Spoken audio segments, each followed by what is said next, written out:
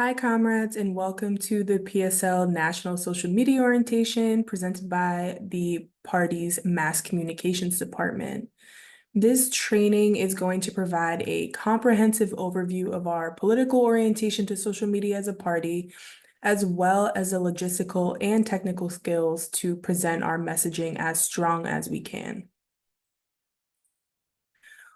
So over recent years, the party has grown really significantly in both our size and influence. And, this, of course, is related to our dynamism and flexibility in the streets, and the fact that we have comrades in cities and towns all across the country engaging in different struggles that have local, national, and international significance. This growth and interest, without a doubt, is also related to how we package our analysis and present it to the world. We've taken a lot of care to develop a visual identity that people can attribute to us just by seeing something. The same way we attribute certain styles and types of communicating information to corporate brands and what have you, we want people to attribute our style to our political program. The style we've developed via our brand has been a key element in building broad familiarity with our politics as a party. People are turning to the PSL for the analysis necessary for comprehending the state of the world we're living in, and for the leadership we provide that's giving working class people confidence to constructively fight back. And increasingly, we're seeing people we meet in the streets translate into the people who engage with and promote our social media the most, who are in our comments, supportive of the work that we're doing. But not only that, the way that our analysis is presented online is hitting a nerve with working class people across the country, so much so that people are also coming to us based on what they see and learn about us and from us on social media alone. We take seriously how we show up in the streets, and we should take seriously how we show up on social media as well. Whether people first come in contact with us online or in the streets, we want to convey that we aren't here to play around. And especially for the people who are impressed when they meet us in the streets, we also want to demonstrate how serious we are when they go and search our local pages to get connected and stay involved with the work that we're doing. Because it'd be a real shame for dedicated fighters that we meet in the streets to be turned off by an amateur or off-putting presentation on social media. And so this orientation is meant to serve as a living resource to ensure that our members are adequately trained to continue to build the cohesiveness and professionalism of the party.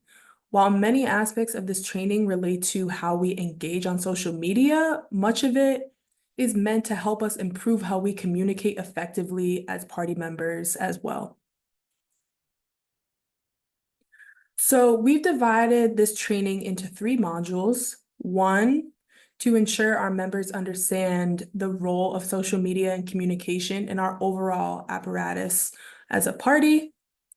2, to ensure there's an evenness across our branches and how they're coordinating social media on a local scale. And 3, to ensure that comrades have the tools to execute strong social media posts, from the graphic design to the basic documentation, video editing, and writing to accompany it all.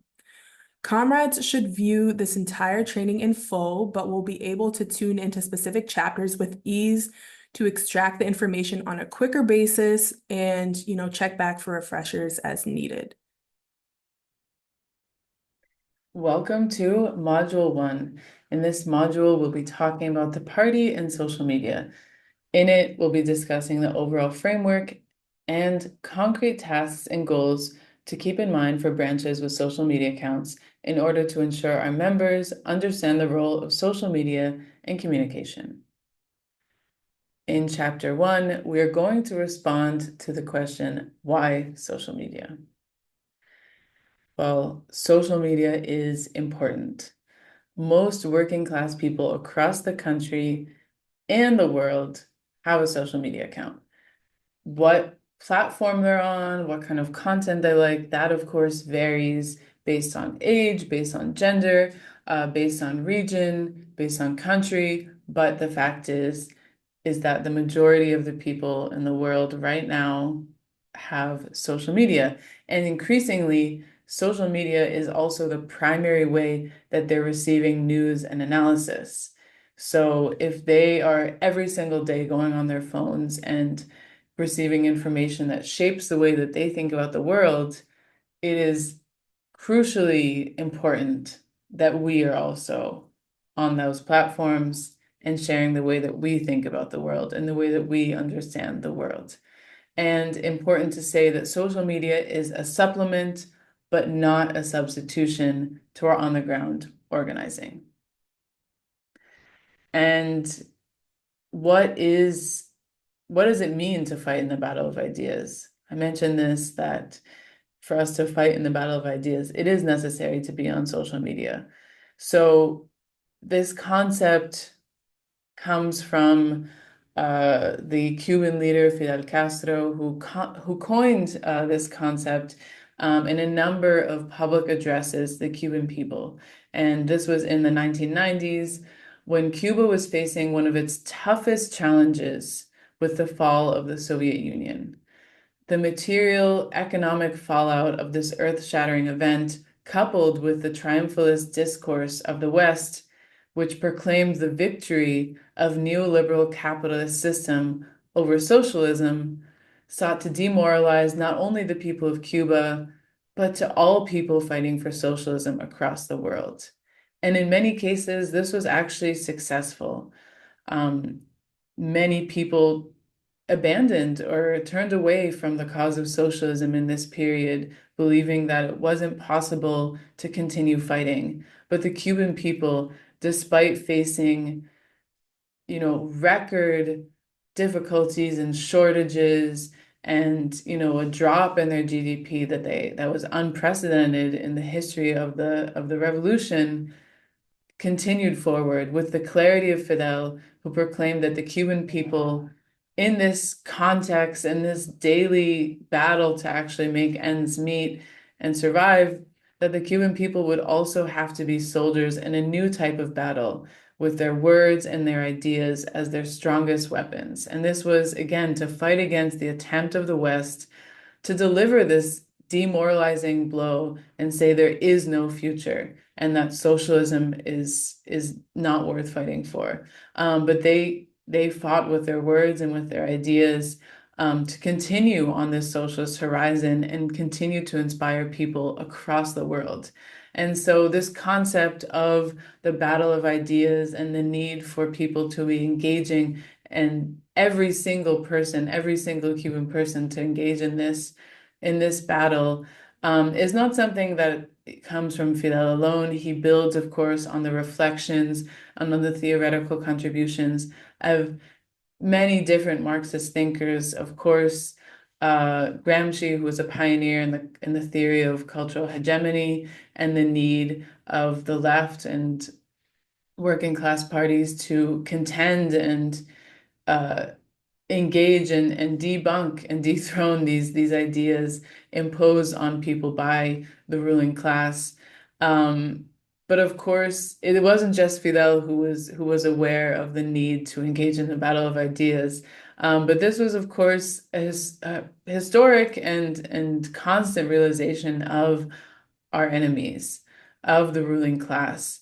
And this is why we know that the United States has invested billions and billions of dollars into the cultural industry, into creating all sorts of different content that has their political messaging, that has their political position, invested billions into developing sophisticated means of communicating to the masses, the invention of internet, the social media platforms themselves, setting up mass media apparatuses.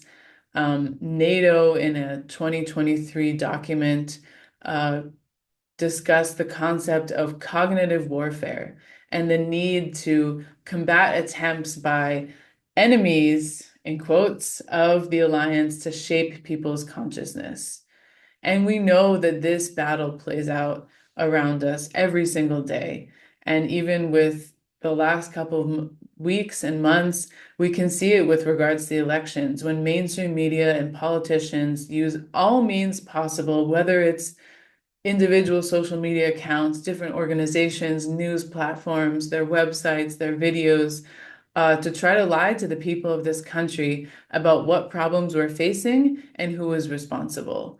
They try to normalize through these different messages that sending billions of dollars to Ukraine is acceptable, and that at the same time that inflation isn't as bad as we think. And, we're really not dealing with economic hardship, that this is everything is fine. Working people are not suffering. Um, and we know that, of course, this is not true. These are not their, telling these sort of lies and creating these narratives to create certain political conditions. But we've actually been able to break through in a lot of these cases. And like any battle, despite our class being in some ways, outnumbered in terms of resources and spending. We don't control these media outlets or platforms. That does not mean that we give up. And we've actually, again, had very concrete and important victories. And we've been able to hone our skills, our strategies, analyze our defeats, analyze our victories, and to make sure that our interventions in the battle of ideas through all of our different mediums and methods are hard-hitting, effective, and convincing. The very fact that so many people have joined the party, turned to the party for hope and clear analysis in a time dominated by fear-mongering and confusion is a direct testament to our interventions in the streets and on social media. We can continue to shape and transform the hearts and minds of working people and build a fighting force of working people powerful enough to defeat this capitalist system once and for all. So again, in this battle of ideas, we use social media as a complement to all of the work that we're doing on the ground. So every time we're on the streets chanting that we want our tax dollars to go towards people's needs and not the war machine, we're directly actually, even in that moment, engaging in this battle, challenging the hegemonic idea that war is necessary and that there's no money for the people. And when we're on the streets, we're able to take that message to the people around us, to the people walking by. But when we're able to amplify those messages regarding the struggles that we're already engaged in, this is taking the message even further. And so through social media, we can broadcast our analysis through videos, graphics, and text in a clear, digestible, and shareable way. We want to make it reach as many people as possible. And we can also show who we are. We're not just an account that posts amazing and sharp analysis. We're also a working class party that is multinational, multi-gender, and multi-generational. This is a space that people should want to join. We convey energy, militancy, outrage, and optimism. We can connect to the emotions that people are feeling and show them that they can actually get involved too and make change. So there are many ways that social media can be approached when considering how important a tool it is for organizing. But as a democratic centralist socialist party, we want to have a centralized approach and a collective understanding of how local branches should be approaching social media use in order to strengthen our impact. And to understand how we should be engaging, let's think about our goals on social media. We aren't socialists because we want to be in a niche corner of the left, debating our analysis with other pockets of people who are online and already quote unquote radical.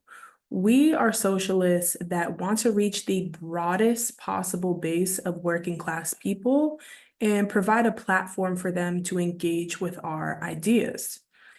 And so, in a social media sense, that means we should be focused on growing our following and maximizing our impact, which is gauged by the numbers of people engaging with, supporting, and commenting on and sharing our posts. And for our posts and our organization at large to be taken seriously, we must always be striving to increase our professionalism and our cohesion in the presentation of our ideas. We are a loose collective of like-minded individuals in the party, and so our social media presence shouldn't come off as a loose collection of political mumbo jumbo. We want to be clean and clear. And so branches should be thoughtful about the analysis that they're putting out to ensure that it really reflects our organization positively and productively.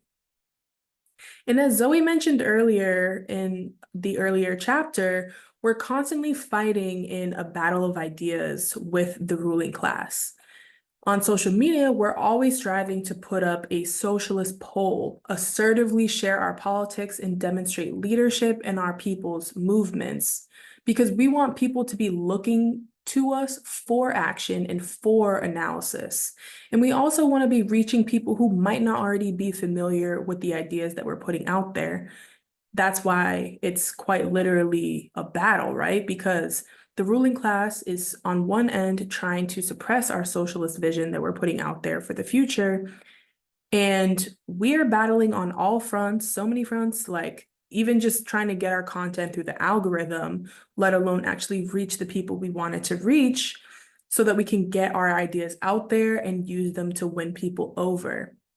And for people to actually see us and our ideas as a serious contender to what we're indoctrinated with from the ruling class on the day-to-day, from the beginning of our lives until now, we need to make clear that we are a party of and for the working class first and foremost, that we represent the interests of our people because we are the working class and we're fighting for the working class.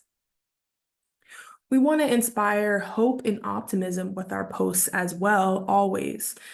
There's plenty of room to agitate people on the worsening conditions of capitalism and the need to fight for a socialist alternative, but we also don't want to leave people there with a dark analysis and perspective of the world. And so, as an organization that practices revolutionary optimism, we want to project our class as being strong, as fighting back against these poor conditions that we see all across the world and especially across our country. And lastly, we want to be highlighting the best aspects of the work that we do in the party. We want to show people that we're in the streets, that we're agitating, we're organizing, and we're building a movement. And that starts with us actually getting coverage of what it is that we're doing, all of the interesting things that our branches are doing all across the country. So to effectively reach our goals, we really need to be visualizing our audience. We need to clearly understand what it is that we actually want to communicate, and then consider the best way to communicate it with that audience. We don't want to do all the work that goes into making a post, getting the photos, editing the photos, choosing them, writing the caption, whatever, and not consider all of these things first, because then what's the point? These considerations are multidimensional, and I really want to encourage local social media teams to constantly be assessing different considerations when it comes to your local conditions. But just to name a few that we should be keeping in mind, what's our tone? Are we coming off as condescending, like we're talking down to people, that they're, dumb for feeling or thinking what they think or feel? Or do we express understanding what these ideas that people have, because it's not their fault that they have these ideas, we're indoctrinated with them? And do we have confidence in our refutal of these points, these consistent talking points that, flood everyone's timelines? What's the language we're using? Are we using jargon to sound the most left, or are we genuinely using language that's accessible and relatable for the entire working class, while also pushing people to higher level ideas and higher levels of understanding? And also, why should people care about what we're trying to say? I mean, we know that what we want to say is important, but do they know? These are all sort of things that we need to be keeping in mind when we're trying to figure out what we want to communicate and to who. Most of this training is focused on the types of posts that we can be making, namely video, photo, and graphic posts, but I also want to briefly address live streaming as a tool for getting our message out there. So the biggest question I really want comrades to consider here is anyone really going to tune in to a live stream? Sometimes the answer is yes, but many times it's no. What are we trying to communicate and to whom in terms of live streaming an event? That there was high attendance, that there were different speakers, there were powerful speakers, there was a strong speech. Like, okay, those are all important things to communicate, but is live streaming a sometimes 45-minute plus moment in time really the best way to get all of those things across to the average person?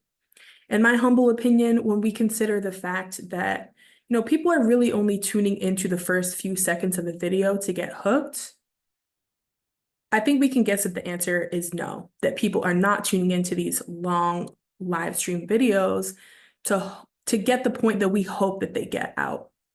Shorter videos can be a much better alternative if there's certain things that we want to communicate on social media. So if there's a really strong speaker, we film the speaker from, a good location up close, and we cut out the strongest point. That way, not every speech, the entire speech is hot fire.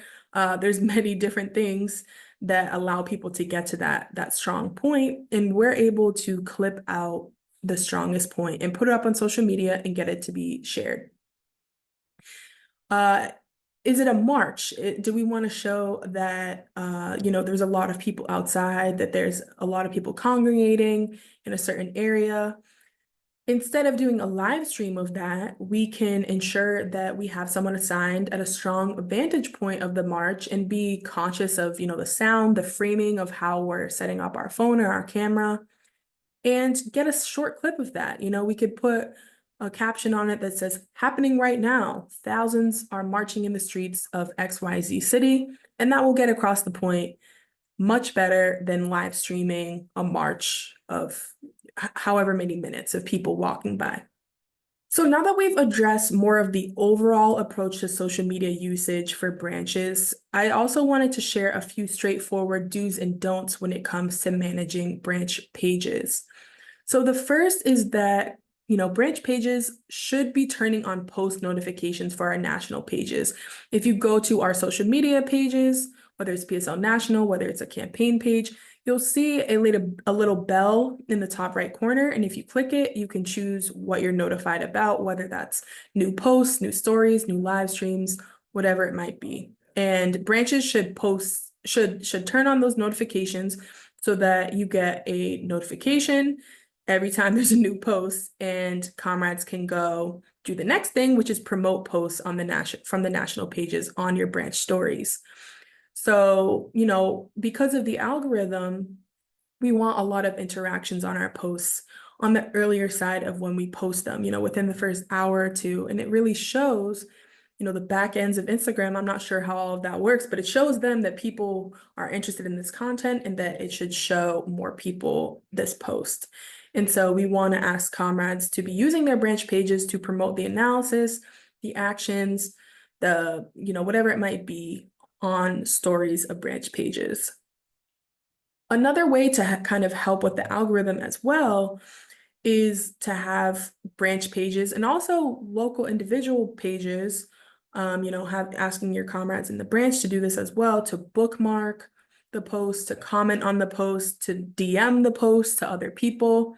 I think a nice hack for this for social media teams is if you create a chat on Instagram with everyone in your social media team. Every time one of you posts something on your local page, you can direct message it in that chat with a little comment, so it doesn't, seem like we're trying to scam the algorithm, and say, hey, look at this cool post, or whatever it might be. And it also helps to boost that post a little bit. Additionally, local branches can make broadcast channels on Instagram.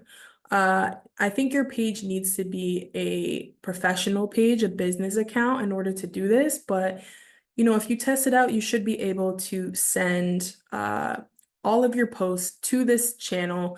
And I think it congregates all of your followers, or it invites all of your followers to join this so that it's kind of like turning on a notification for posts, or having other people turn on notifications for your posts. And then they just get a direct message when you have something that you want to share in the broadcast channel. We also want to ensure that branches are always sending collaborative requests to PSL National on every single post. You can also send them to other national pages, whether it's a campaign page, whether it's Breaking the Chains magazine, or Answer Coalition, whatever might be relevant for the post. Even if all of the posts aren't accepted to be on the national page, we actually can't accept all of the posts, because we want to show dynamism, we want to show action, and we don't want to at the same time flood our page and have too many posts, so much so that people aren't actually seeing them.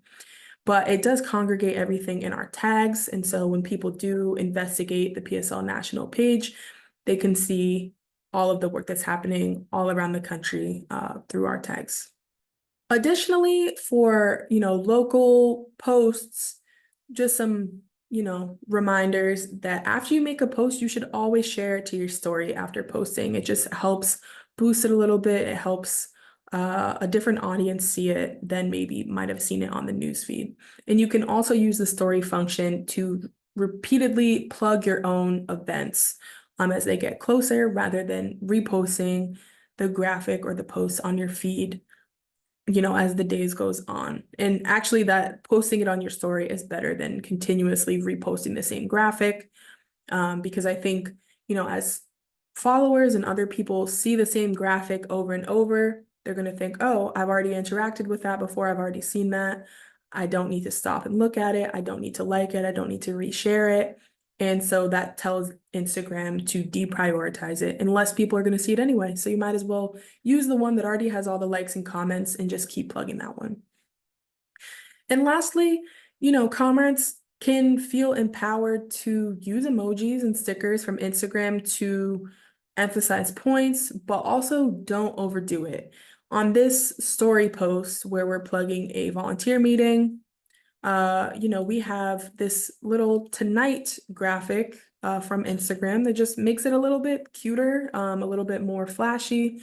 And we use the link function on Instagram stories to link the actual registration, to remove a barrier to getting people to actually go to the link or go register. It's actually much better to be, if we do want someone to take an action, rather than just putting the link in the caption where people can't actually click it, it's better to reshare the graphic into your story and then put the link in there so that people can just go click it. And in terms of thinking about, a bit of the broader picture, thinking about how and what you post, just another couple of considerations and reminders. You should be visualizing your audience before you make posts. You should be using your page to focus on covering your city struggles and your branch's local work rather than really anything else. And I'll go into that in a second. And you should also, of course, maintain professionalism. And that goes from the caption to the graphic to the video, whatever it is that you're putting up, the stickers in, the stories that you use. We want to be professional and convey, seriousness in what we're doing. Now, in terms of the things that we shouldn't be doing on branch pages, we really want to discourage comments from commenting on posts from branch pages. And I know sometimes that branches will use this to say, right on or great work or whatever, but I think that typically comes better and looks more natural when it comes from a individual person or individual comrade's Instagram than it does from a branch page. We also do not want comrades to be using branch pages to go back and forth in comments We definitely should not be arguing as individuals in comments because it's really not worth our time, and we have to consider what people's intentions are in doing that. It's kind of just a time suck. But we definitely want to maintain that professionalism and not kind of, you know, sully our branch page's reputation, potentially get it, whether it could get banned, worst case scenario, just for arguing in comments. As our social media guidelines shares, we don't want branch pages to be reposting other socialist organizations, and in particular, their analysis, because why?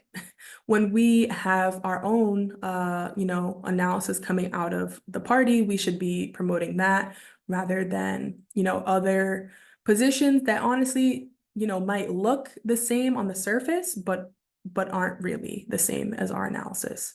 And we don't want our followers to be getting confused at what positions we are putting forward. And lastly, branch pages, as I mentioned, should be for posting about local content, the work that your branch is doing on a local scale. It's not a place to repost national posts on your feed. So basically what this means is that, we might put out a strong analysis graphic about, the economic situation in the country on the PSL national page. You should not take those graphics and post it on your branch page. You should instead share it on your stories and point people to the original post. But there's no need to create a sort of parallel place that all of this national analysis is being housed. We want people, when they look up to see if there's a PSL branch in their locale, that they see there's work being done in this area that is connected to the PSL, rather than just a bunch of graphics or analysis that can be found on the national page instead. Sometimes we will have specific instructions for branch pages, whether it's, to promote a specific analysis that we put out as a national page, or a way for pages to just interact, to adapt some analysis for their local context. Those instructions will always be shared in the PSL social media updates signal chat. Every branch needs to have at least one representative in this chat. You can have, one or two more, but the task of who is relaying the message to the rest of the social media team or the rest of the branch or the branch leadership, depending on what the ask is, needs to be clear so that, there's not too many people and we think that someone else is relaying the message. That chat is really meant to be a place where, you're getting instruction and feel responsible for carrying it out, or you're asking a question or asking for a review on a graphic or an analysis piece, whatever it might be. And you can message DM, please, and a member of the National Mass Communications Department will get back to you as soon as possible. Hi, comrades. Welcome to Chapter 3 of Module 1 of our social media orientation. In this chapter, we're going to be discussing what specific content types local branches should be creating. And we'll do that by going through 5 common content types for branches in detail, and we'll also talk a little bit about what types of content branches should not be producing. Now, following these guidelines will help ensure that we're not duplicating content and work at a local and national level, that we're using the algorithm to our advantage, and that every branch account becomes a trusted source for news about local struggles. So with that, let's get right into our first content type, which is militant journalism and local statements. So this can include video or static posts that respond to important hyper-local stories, especially those that are either not at all being reported on by the mainstream news, or that the mainstream news is presenting in a particularly one-sided way, maybe omitting the perspective of the working class altogether. So on the screen here on the slide, you'll see 2 examples of militant journalism content. First, we see the Denver branch intervening to present a working class perspective on the story about quote unquote Venezuelan gangs that had taken over an apartment building. Now, this was a story that the right wing was using to demonize immigrant communities, and it was ripe for intervention from our Denver comrades. Next, we have an example from our Gainesville branch highlighting a local divestment campaign victory in Alachua County. Now, this local content is especially important to us because, as mentioned, we want every PSL local page to be one of the primary and most trusted sources for local news and history. And of course, while these pieces will be local in nature, meaning that they'll require local political analysis, it's still important to ensure that it aligns with our national political statements and political lines, and whenever possible, leverages existing slogans and talking points from our national communications, or, for example, our 2024 campaign, and so on. Now, here's a look at another example of a local story about a police murder that took place in Milwaukee. This was a piece of content produced by our Milwaukee and Columbus branches in collaboration. And it's a story about a young Black homeless man who was experiencing a mental health crisis and was killed by Columbus police officers that had been deployed as part of the Republican National Convention. Now, I wanted to just quickly point out a couple of things that make this post successful. So first and foremost, the introductory slide makes immediately clear what the story is about. Our posts have just a couple of minutes to resonate with somebody who's scrolling through hundreds or thousands of individual pieces of content. So using bold text, clear imagery, text with a clear sense of hierarchy, this goes a long way in making sure our content, reaches people and people engage with it and share it. The next thing that works well about this post is the way that photographs are used. If you look at, for example, slides 2 and 4 of this set of graphics, you'll see that our class is presented in a way that shows their strength and their unity and their militancy. And if you look at the third slide, you'll see how the police are presented as a force of brutality, militarized, ready to attack innocent people. These photos help tell the story. They don't distract from the text on the slides. And then finally, the last thing I'll call out is how the last slide utilizes a simple, shareable slogan that people will find very easy to share. Now, of course, not every post need follow this exact formula, nor will it make sense for every post to follow this exact structure. But nonetheless, this is a good example of concise, clear, visually engaging, simple, bold content that local branches should be producing. Now, the second type of content we'll talk about is what we'll call the working class in motion. Now, this is a type of content that we've been producing quite a lot of over the last year, especially since last October. And we've gained a lot of visibility, not only because of our consistent participation and leadership in the Palestinian liberation struggle, but we've also gained a lot of that as a result of how we've covered this through social media. So the working class in motion includes things like video and photos of mass mobilizations or protests, disruptions of political or corporate leaders, and really any action that shows our class in a unified and militant way fighting back against the ruling class. Now, when producing this type of content, there's a few things to keep in mind. Principally, how can we make our class look strong on photo and video? Well, we all know that the reality is that not every demonstration is as well attended as we would have hoped, nor does every action have the energy that we would have hoped for. But we want to ask ourselves, how can we, even in those instances, present strength in a fighting posture and show all of the people who are engaging with our content on social media that we're strong? How can we build their confidence in our movement? So in future chapters and modules of this training, we'll go into more depth about how we can use photo and video to show our class in the strongest way possible. But the working class in motion is a critical content type for local branches to be producing. Now, the third type of content we'll talk about is local radical history. The PSL's strength is that every local branch is embedded in their local working class community, and every one of those communities has its own history of struggle, its own campaigns and leaders going back decades. And generally we've seen that for the most part, when branches highlight international revolutionary heroes or struggles, or celebrate the birthdays or anniversaries of international or national revolutionary heroes, the content doesn't tend to perform so well. Of course, there are exceptions. But in contrast, when local branches highlight the history of their specific area, commemorate the leaders of struggles that are relevant to their primary audience, that type of content tends to do much better. And of course, as we mentioned, we want branch pages to really be a hub of working class struggle for that area. So this is a type of content we should prioritize. And when producing this type of content, we want to make sure we're striving to create something that's interesting, share-worthy for the average member of our working class, something that's widely applicable, palatable to a broad audience, and that can really help us get our revolutionary socialist message out there. And, we encourage all branches to spend time diving deep into the history of your local area.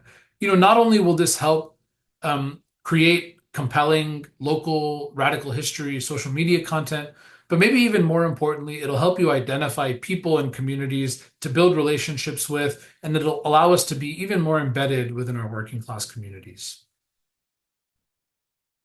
Now, the fourth type of content we'll talk about is interviews with community members. Oftentimes, like we discussed, when mainstream news is covering a story that impacts the working class, they'll sometimes leave out the perspectives of the working class or leave out some of the perspectives of the working class. So we have an opportunity to fill this gap and show those communities that we represent that we actually value what they have to say about how they're being impacted by whatever the struggle is. When producing this content, it's important for us to be prepared. You never know when a conversation can lead into an interview opportunity. So make sure you're always prepared with good questions to prompt your interviewees with. Make sure you've got the right equipment and that equipment is charged up and so on and so forth. In future chapters and modules of this social media orientation, we'll go into more depth and detail about what types of equipment we can use, what's the best way to position ourselves and our equipment so that we get the highest quality content, and so on. We'll get into much deeper detail about that.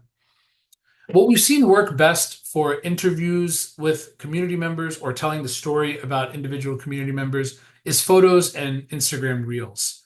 For example, the Put Socialism on the Map initiative that you've all been taking part in is one way that we can share content coming from individual members. Another example is what you see here coming from the Boston branch, showing a printed out template where a community member has written their own answer to the prompt on the page. And then, of course, when it comes to interviews, we have lots of great examples that we can look to from Breakthrough News, but I'd also recommend checking out all of the variety of content the PSL produced around the UPS and UAW labor struggles. Within that body of content is a lot of great examples about how to visually show the interviews, where to position yourself, but also things like how to ask the right questions that elicit the right responses, the most compelling sound bites from those who are being interviewed. Now, the last type of content we'll highlight is local agitation that is connected to, in some way, a national or international struggle.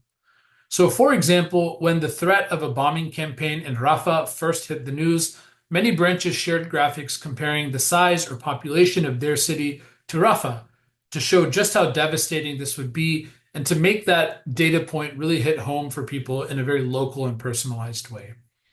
Similarly, here we see a graphic comparing the number of children martyred in Gaza to a local school district in your area. Again, helping the local community connect this international struggle to reference points that are more familiar to them.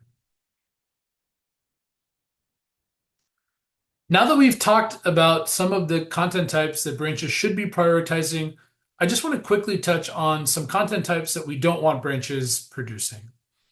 Now, first, branches should not produce orientations on broad domestic or international issues. Instead, all national and international political analysis should come directly from the PSL national accounts and the PSL comms department.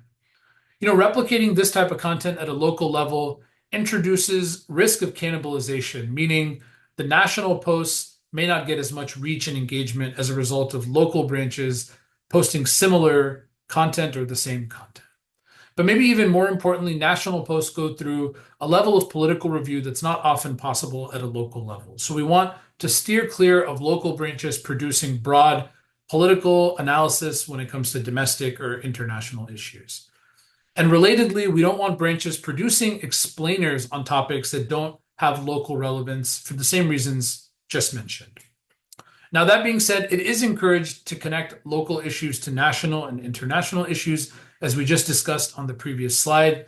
And it's, of course, encouraged to produce analysis and explainers of issues impacting the local working class of your area.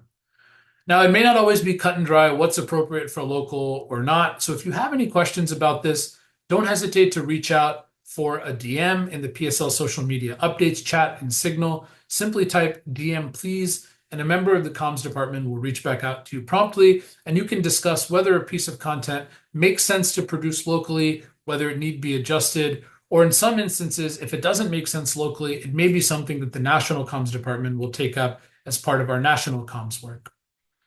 So we've talked about what types of content to produce, what types of content to not produce, and that brings us to not only the end of this chapter, but also the end of this module. So we want to thank everybody for viewing and spending the time needed to take this work seriously as we enter a new and historic period of our party's development. And we welcome seeing you in Module 2.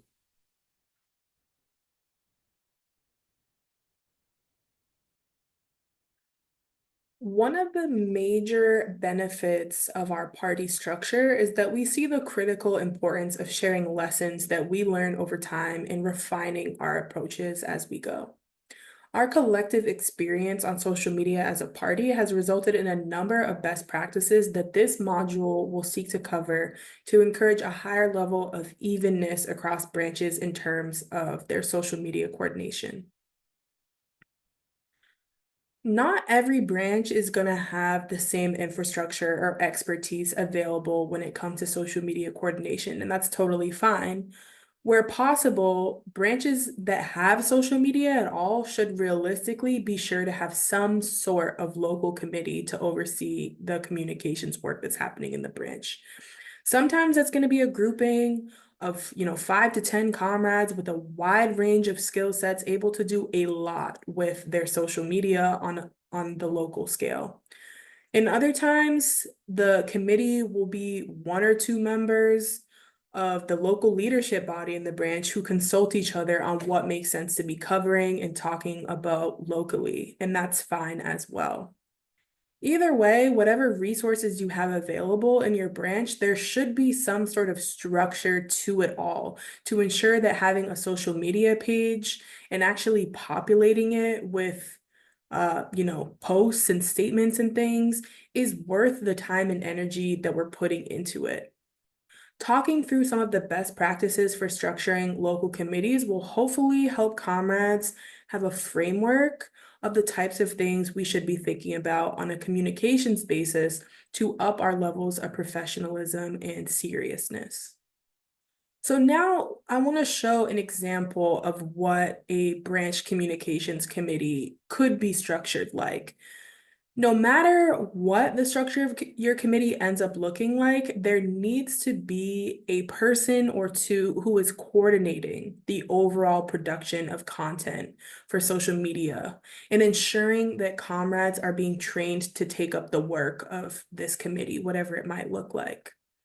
The coordinator is responsible for working with the steering committee or the other local leadership of the branch or area to carry out the branch's comms priorities, and also to coordinate the needs of the committee, including the really critical task of press work. And the next chapter will go more into depth on what press coordination can and should look like on a local scale. But going back to the role of the coordinator, communications should be a priority in the branch, and it's really on the coordinator and the steering committee or local leadership to execute that. For example, when it comes to making assignments for events or actions, there should always be people assigned to coverage and to social media. And the coordinator can and should be working with the steering committee on a regular basis to make sure that the correct people are assigned to these tasks when necessary, so that we have someone who's adequately trained, documenting, or, responsible for doing the execution of whatever coverage we get after the event.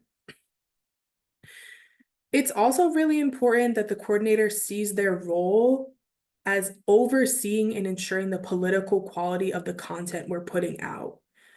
So working with the steering committee or local leadership, or even, the National Mass Communications Department to clarify the perspectives we're putting out there can really help to ensure that, what we're putting out is in line with what we want to be putting out politically.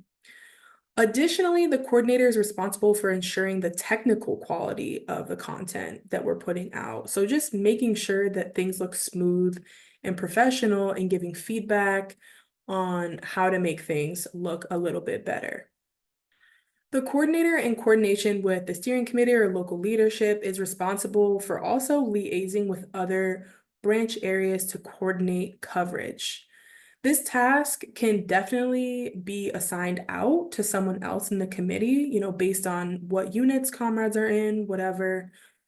But typically, it helps to have someone responsible for staying connected with the various areas of work happening in the branch and making sure that there's documentation of all the great work we're doing across the branch. So for example, you might have a branch communications committee of a few people and all happen to be concentrated in 1 or 2 units of the branch.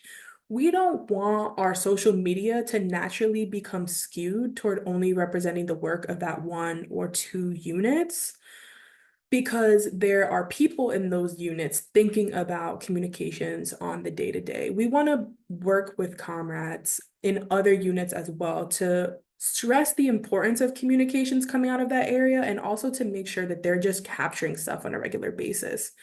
You just have to remember that not all comrades are naturally going to have the experience to, write a statement that is well suited for social media about an incident in their locale. Or, not all comrades are going to be able to adequately capture strong footage of outreach. And the coordinator needs to see that as their role to work with the appropriate leadership bodies in the branch to make sure that comrades have the tools to do that, even if there isn't someone from the committee out in the field with them. The coordinator is also obviously responsible for overseeing the operations of the committee itself, making sure that you're meeting, you're discussing the communications priorities locally and the perspectives that we want to be putting out. You are coordinating, having a regular workflow in the committee and making sure that everyone knows and feels confident in whatever role or assignments they have. And now the rest of these roles, which I'll go into, aren't completely necessary to be divided in this way, especially if you don't have adequate people trained. But these are just best practices that we've learned from communications committees across the party. These are the general different buckets of work that the communications committee will be responsible for and should think about in terms of divvying up these tasks and responsibilities.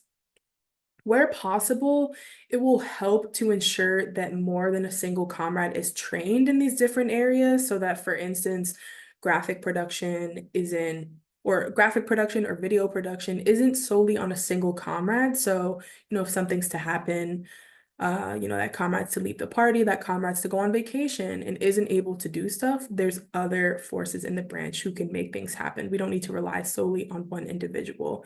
And that's the whole purpose of being in the party, right, is training up other comrades to be better than ourselves at things as well. The different areas of work that communications committee will be responsible for vary, but this is, what we've sort of seen to be the case. Graphic production is obviously a big one, to make graphics for social media and also other visual materials. So we should see, even though that, this committee will often primarily be responsible for social media, when we need a flyer for outreach, or we need a flyer for an event, or we need to put an analysis out there in the day-to-day, we need to design a new banner or something. I think the first place that we want to look for the resources to be able to do that in the party is the communications committee. And so if we have comrades in the committee who can take up this task on a regular or semi-regular basis, then you will be set, hopefully.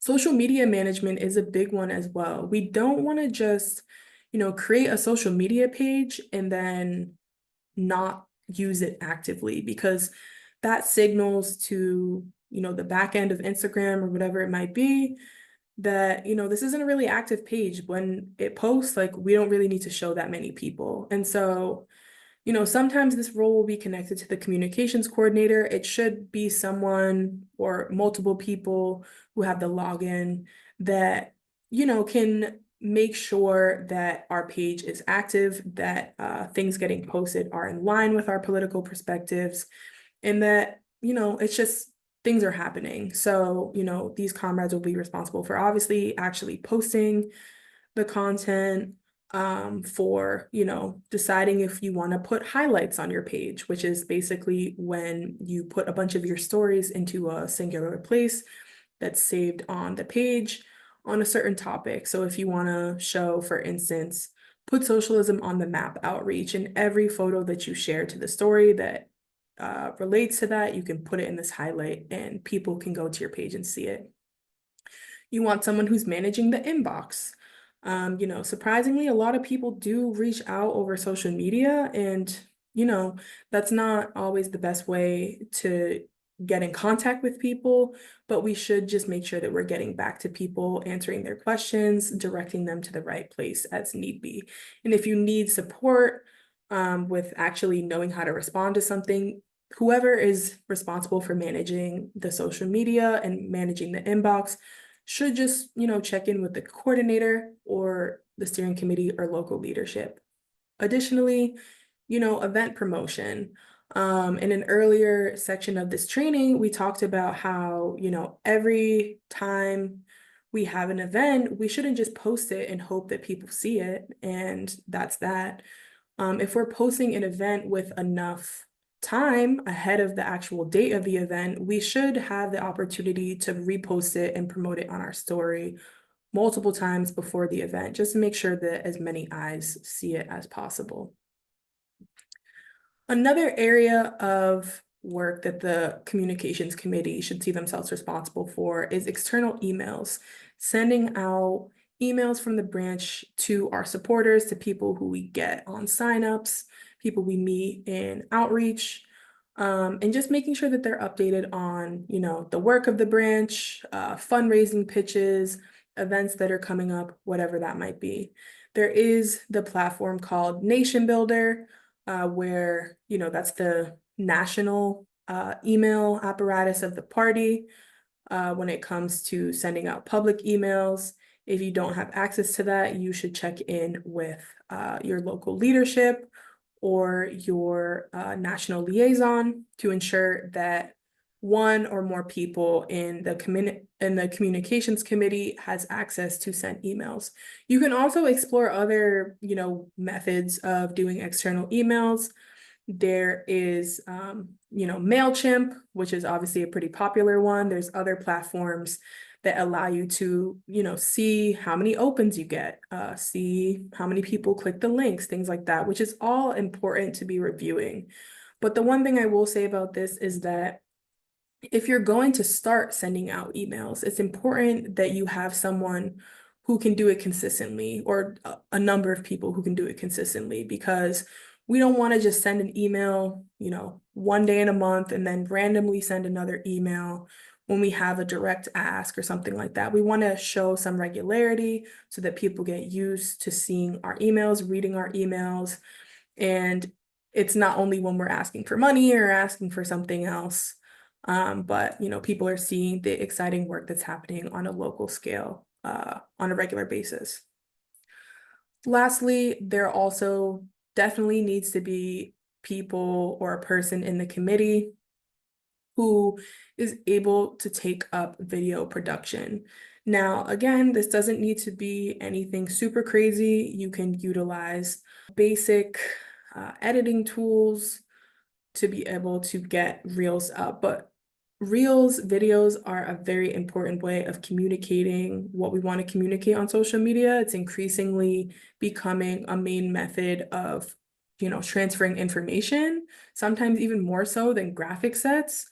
And so we need to make sure that we have comrades who are trained enough to, put together basic reels and can see through the pre-production and the post-production process of actually making the reel. So sometimes that means coordinating another comrade to get footage of something or send over footage.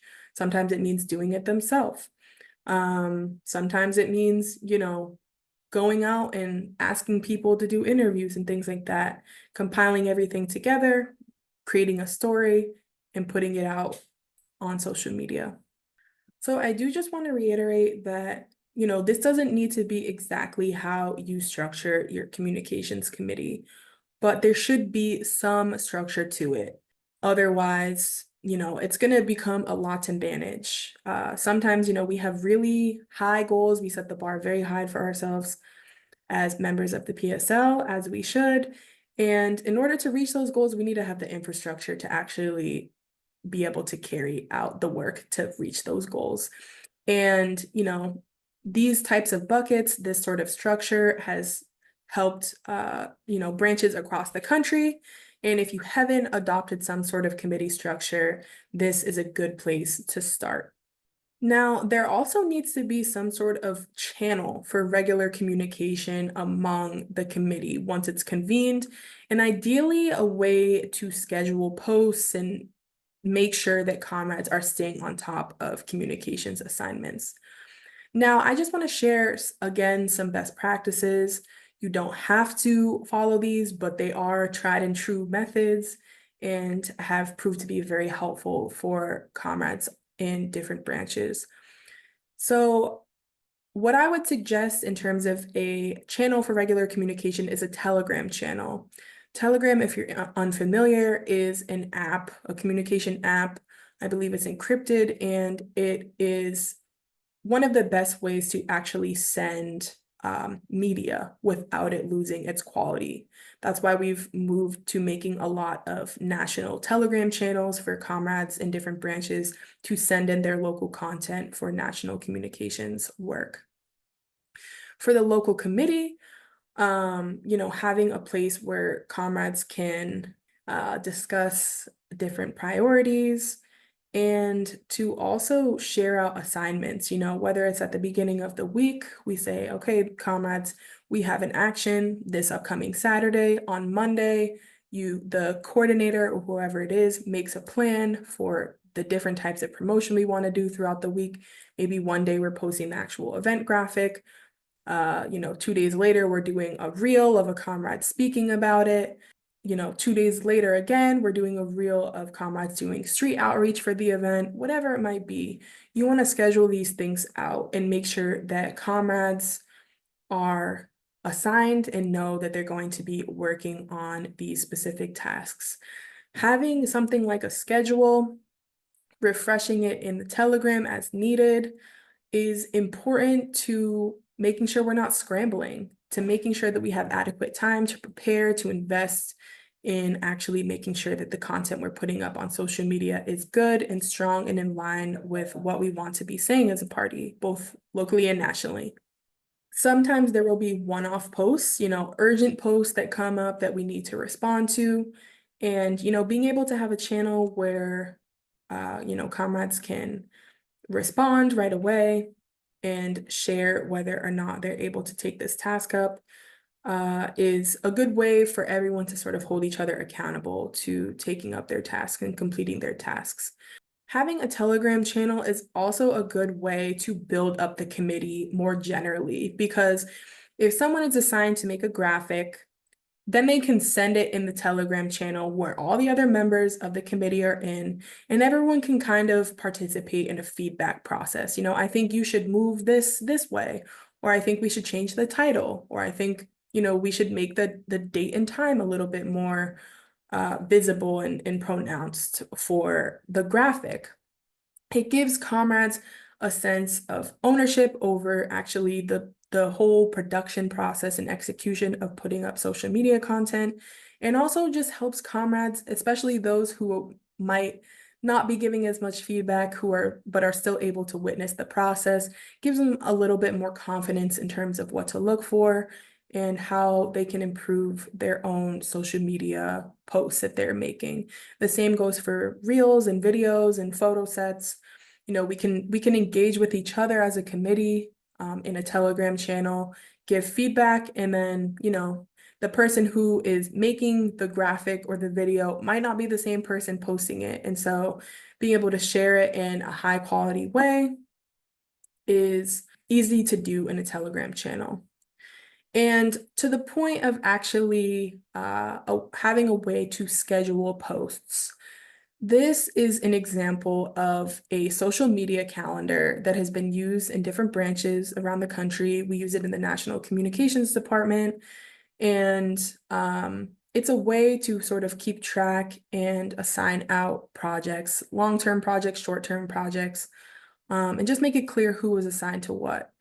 Comrades aren't required to use this again, but it's a tool that will be sent out along with this training that comrades will have access to adopt in whatever ways that they see fit and that makes the most sense for their work. So just to walk through this template a little bit, the spreadsheet that we have, it makes it clear who is assigned to what. You can, if you have a consistent committee, you can also use the drop-down feature and just have people's names be different colors so that it's clear who is assigned to what at an easy glance. We have the day of the week and the date, just to make it clear.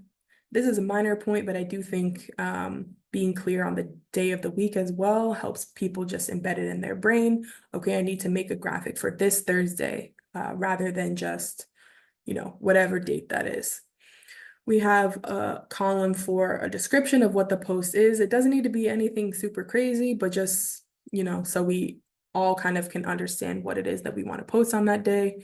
Any additional post notes, if we need to collab with any organization locally, if, there might be other things that you want to make note of. If it's, if we want to connect it to a Liberation News article, you can put the link in there as well. The social media calendar also allows you to map out important dates. If you want to do a local radical history series or something in your branch, you can look up that history and then you can schedule out these dates, on this day in history. We have XYZ thing. You can also put your local branch events on there. So you might have an event at the end of the month that you already know is going to happen. You don't need to necessarily think about what exactly it is you need to post just yet, but you have it on your radar that it's going to be happening, that we do need to think about it. If it's useful, you can use a unit or area of work drop-down column to kind of distinguish and also keep track of, what areas of the branch work is being represented the most on our social media, and then you can make rectifications as needed. If you have multiple Instagram pages for your locale, sometimes, mostly that comes down to if you have a Liberation Center page and a branch page. This column isn't the most necessary, but can be useful. You can take it out if it's not useful. And then to specify the type of post that it's going to be. Again, you can change the drop downs to whatever makes sense. We have an infographic, we have event graphics, so just different types of graphics.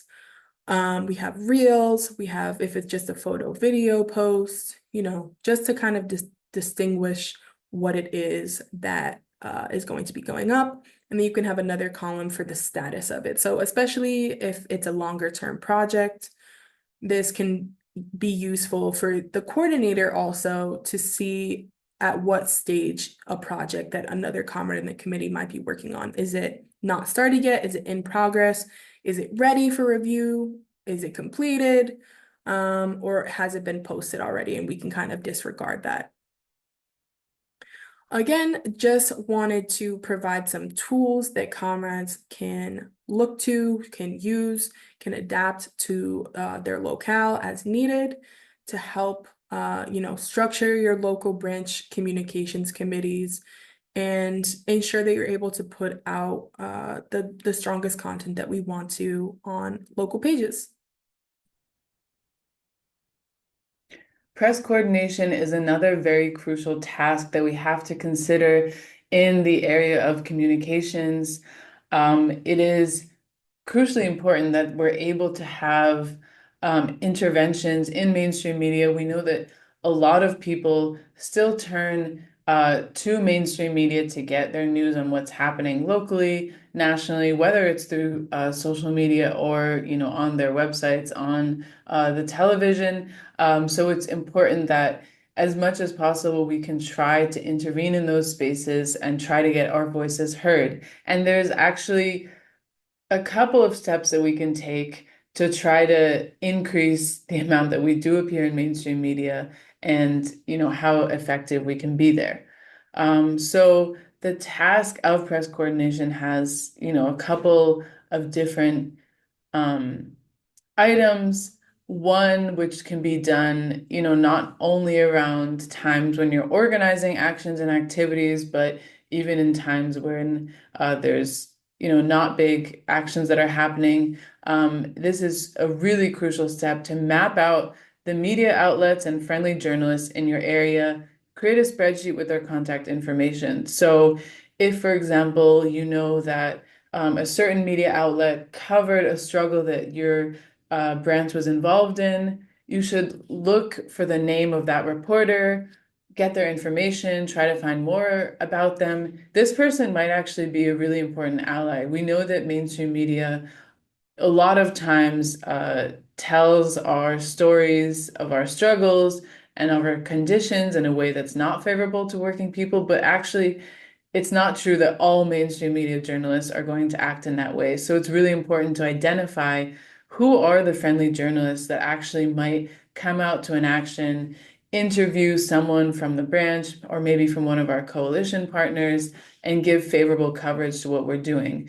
So you can, be creative, look for the local outlets, the local radio stations. There's actually a lot of small and left media outlets that people follow on a local basis. And so if you can start building, getting their contact information, mapping them out, building those relationships can be really, really important later on. When you have an action, you can just call them up, and again, that will come on the next task. But building those relationships can be really, really important in the long run.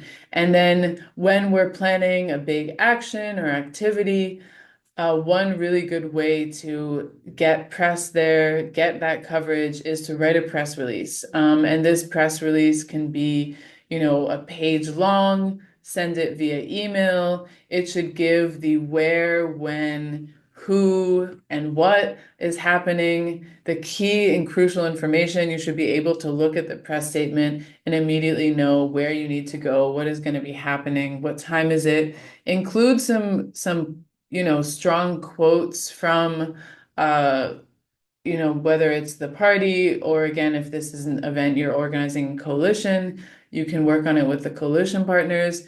That way, maybe the person doesn't show up to the event, but based on their press release, they actually could still cover, whatever you organize, whether it be a press conference, an action, etc. So this is a really good way to reach out to media and give them the alert that the action is happening. Sometimes it's not that they're just ignoring us or boycotting us. It's actually that sometimes they don't know what's happening and that we're organizing it. So we want to make their lives easier and we want to alert them that these things are happening. When, for example, you are organizing an action that you expect there to be a lot of press at. So, for example, every time that we've had a big national march in Washington, D.C., a very, very important task for press coordination is having someone, a dedicated person assigned to media liaison. So again, depending on the type of action and the mobilization that you've organized, this might include different things, reaching out to them ahead of time, sending press registration. But on the scene on that day, you want someone who's there, who's going to be identifying press, seeing them in the crowd, going up to them, getting their contact information, offering interviews, whether it's the media liaison themselves or knowing who the spokespersons are. You want to have someone that's actively engaged and looking out for those journalists, because again, what we can do and how we can intervene better in getting our voices heard in these media outlets is making their lives easier, because they show up to an action and they need to get 3 interviews, they need to get some good B-roll, and basically we can serve as the person that makes that a lot easier. We can say, hey, I can offer you interviews with organizers, interviews with participants, someone with perspective on this. And not only is that going to help us get our voices out there, but it's also going to help them. And so a lot of times they'll actually be very receptive to that. And then after the action, it's really important that the same person or someone else is able to actually track the coverage that happened. So, you know, if you met with and you got the contact information of a New York Times reporter, look up after the fact. Did they write the article? What did they use? What was the tone that they used? Is this someone you can really like start building a relationship, and maybe we'll do like a profile of some a longer campaign that you're working on. So it's really important to track the coverage, because it will give us a sense of who we can count on, who are going to be our allies in this, and then maybe people we didn't even think of that are covering it that we can reach out to in the future. Again, every committee is going to look different and have different capabilities and skill sets. If your committee has a professional videographer or photographer that already has high quality equipment, that's great. But if your branch doesn't have that, you shouldn't feel like you need to invest in equipment or software that costs hundreds of dollars in order to make good content. Actually, the equipment that we suggest every committee has is quite simple and shouldn't cost your branch more than, $50 total unless you really want it to. Realistically, for getting good photo and video, you shouldn't need anything more than a phone. You also shouldn't do anything fancy like use portrait mode for photos or cinematic mode for videos, because sometimes it just makes the background look a little bit weird and it's just unnecessary. All of the edits that you'll need to make the footage look good and strong will be pretty basic and will be discussed in the next module. The tools that we really encourage you to make sure you have specifically to get strong video are a lapel mic set and a tripod. A lapel mic is used for getting better sound for videos, especially when you're interviewing other people. So you plug this piece here, into the phone that's capturing footage and clip the microphone onto the shirt of the person speaking. You can also have the person who's on camera hold the microphone end. I've seen a lot of comrades do that when it comes to doing reporter style videos, at marches and demonstrations. You can also just have someone being interviewed on the camera hold it as well, because sometimes it just makes them feel a little bit more comfortable to have something that they can, hold in their hands. You're welcome to get one of those more explicit mini Bluetooth microphones as well, but that's if only if you want to. The lapel mic is fine for our needs in a very basic sense. A tripod is also really important to have in order to capture steady, professional looking video of a speaker or a demonstration or march on a phone. So, you really just need to make sure that you set the tripod up in an appropriate location, especially if you have a speaker. You need to make sure that if the speaker is going to sway back and forth or walk around a little bit or be dynamic in their speech, that wherever you place the tripod and the phone on it are going to be able to capture the speaker adequately. When it comes to getting editing software, again, we can keep it very simple. I mean, if comrades have the skill sets to use higher level software like Premiere Pro, or, there's a free version called GIMP, which are highly technical editing apps for editing video. That's great if you want to use that, if that's what works best for you. But for the comrades who really, don't come to the party with these skill sets, CapCut is a great free version to make really professional looking videos. Actually, I would say that it looks a lot cleaner than Instagram made reels and videos. And I think as a party want to be striving to use this as more of a standard presentation in terms of how we make our videos, because you see it makes very clear captions. You can have the little black highlight behind it with the white text. You can include the logo. You can edit pretty easily. And in the future module, we'll go through how to actually edit a basic reel on CapCut. But again, CapCut is very straightforward, user-friendly. If you're not a video editor, there's a mobile version and a desktop version. I will say that, you may get to a point where, if there's certain features that you're using on it, I like to use auto captions, and it makes things very, very easy to actually caption a video. You just need to go in and kind of clean them up. But after some time, CapCut sometimes will require you to purchase the pro version. I've gone months without having to do that, but if you are to end up purchasing it, I would recommend it as a valuable investment from the branch.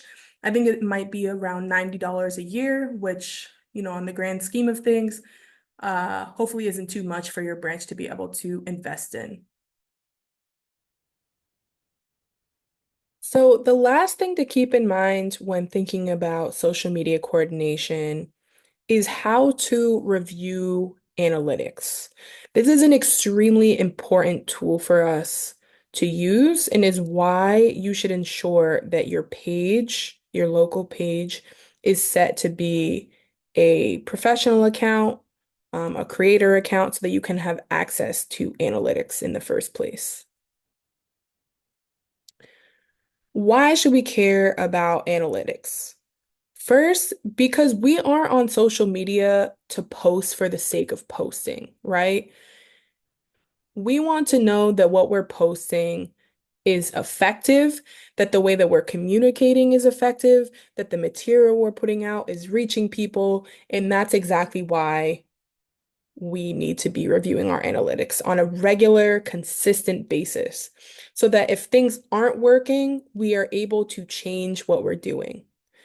We want to be able to make a post, review our analytics, think about, what factors might have played into why a post did well or didn't do well, and then we can use that information to improve our approach and continue to make good posts or make better posts than we have been making. And so the main thing to keep in mind in terms of reviewing analytics is you want to focus on engagement and shares as the two primary things. Obviously, we also want to look at followers. A very interesting part of the professional dashboard allows you to see your followers by date. And so you can see the posts that were made around a particular date and see whether, you know, those led to particularly more followers, what types of content is resonating with people in your locale. And you can also see specifically how many follows you got from each specific post. But the main thing I want to focus on is the engagement and shares.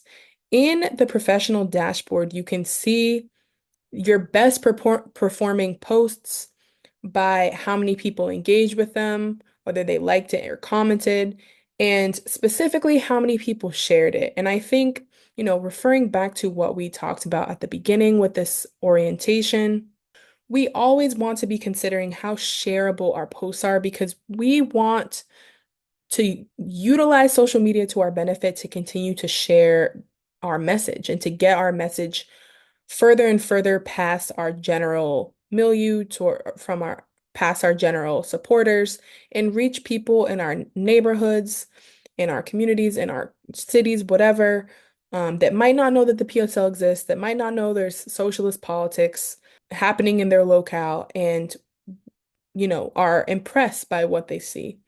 And so I would say that, ensuring that you're reviewing these on a month-to-month basis is important for being able to develop trends, to see what's working and what's not working, and just continue to assess the work that we're doing, because communications work is not easy. And we don't want to spend all this time, editing videos, writing statements, writing captions, whatever it might be, and it's not actually hitting in the way that we want it to hit or resonating with our audience.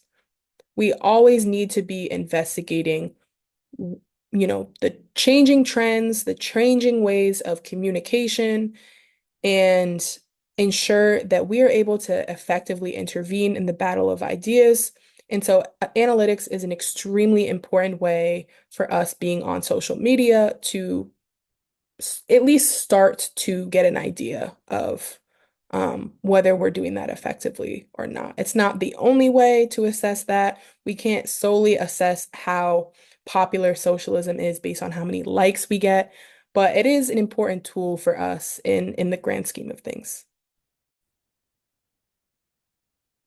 Hi, comrades. Welcome to Module 3, Chapter 1 of our social media orientation. Today, we're going to be talking about the party style guide. I'm going to talk a little bit about what a style guide is, why it's useful for us, particularly in this moment of our development as a party. And then I'm going to go through the actual style guide document itself. Now, as a quick disclaimer before we get started, the style guide is a pretty detailed document. It's meant to cover all of our visual design elements.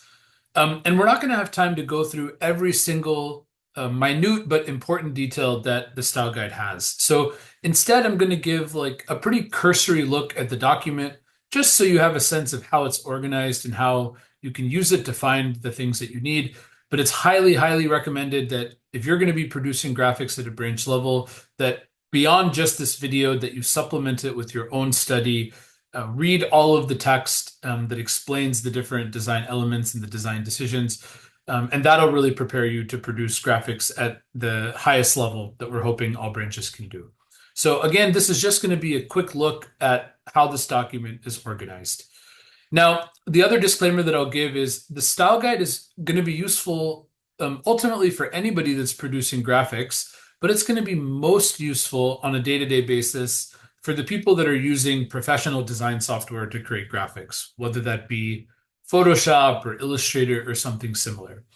Now, for the majority of people that are just using Canva to produce graphics for their branch, the style guide will be useful, but the next video, in which our comrade Rachel will actually get into the Canva interface and show you how to produce a graphic in Canva, that's going to be even more useful than the style guide. So again, we want everybody who's producing graphics, regardless of what software, to take a look at the style guide independently of this video and really internalize it. But if you're producing graphics on your own, you have some semi or professional level design skill in your branch, then expect to be referring to this document even more frequently. So just quickly to introduce what a style guide is. A style guide is basically a document that outlines the core elements of a visual identity, and it includes things like typography, color, photography, how to use our logo, how to take all of those elements and bring them together in a social media graphic or a piece of merchandise or so on. And guides like this are used across the globe by designers in a variety of industries to help establish a baseline visual design standard that can be consistently applied across different mediums and by different designers. So when the PSL first started, maybe there were one or just a couple of people producing graphics. And by nature of it being produced by such a small team, the graphics could be consistent without too much effort. But now at the stage we're at today, where we have branches all across the country producing graphics, and we have multiple people at a national level producing graphics, it becomes more important for us to have a sort of foundational document that can allow us to present a certain level of professionalism and consistency, regardless of if a graphic is being produced by a professional or somebody who's quite new to producing graphics for the party. So this is meant to be a sort of equalizing force in some way. Now, it's also worth mentioning that a design guide doesn't answer any and every single question that somebody might have about producing graphics. Rather, it's meant to provide some general guidelines and constraints. Of course, anybody that's producing graphics, even if you've memorized this document from front to back, will still need to be ready to make a creative decision on your own at any point during the graphic production process. So with that, I'm just going to give a quick overview of how this document is organized so you can have a little bit more ease navigating it once you get it. But we're not going to go through, as I mentioned, every single visual design detail. Now, the first element that's covered in the style guide is color. And the format that you're going to see for color will be the same format that you see for every other visual design element, like typography and photography and so on. We start by explaining the design decision behind this specific element, in this case, color. You'll see we have our color palette shown on the slide, along with some explanation about how to use it. And following that is a do's and don'ts section, which again, you'll find for every visual element in the style guide. The do talks about the appropriate way to leverage color in your designs, and the do not section talks about what to avoid, some common pitfalls or mistakes you might run into as a designer using the style guide. So this is just meant to sort of simply give you a sense of what are the common mistakes that we want to avoid and what are like the simple best ways to use these elements in our graphics. So moving on, we get into typography, which similarly lays out our typographic elements here on the slide, along with some context about how and when to use certain elements of typography shown on the left. You'll see the same is done for our body copy. Previous slide was our header typography. And then again, you'll see common pitfalls to avoid. As a quick example here, we're highlighting to comrades to not use the header typography as body copy because it becomes quite difficult to read and it becomes quite heavy. Here we're talking about another common pitfall of typography, which is line height. So ensuring that there's enough vertical space between each line of text in a paragraph.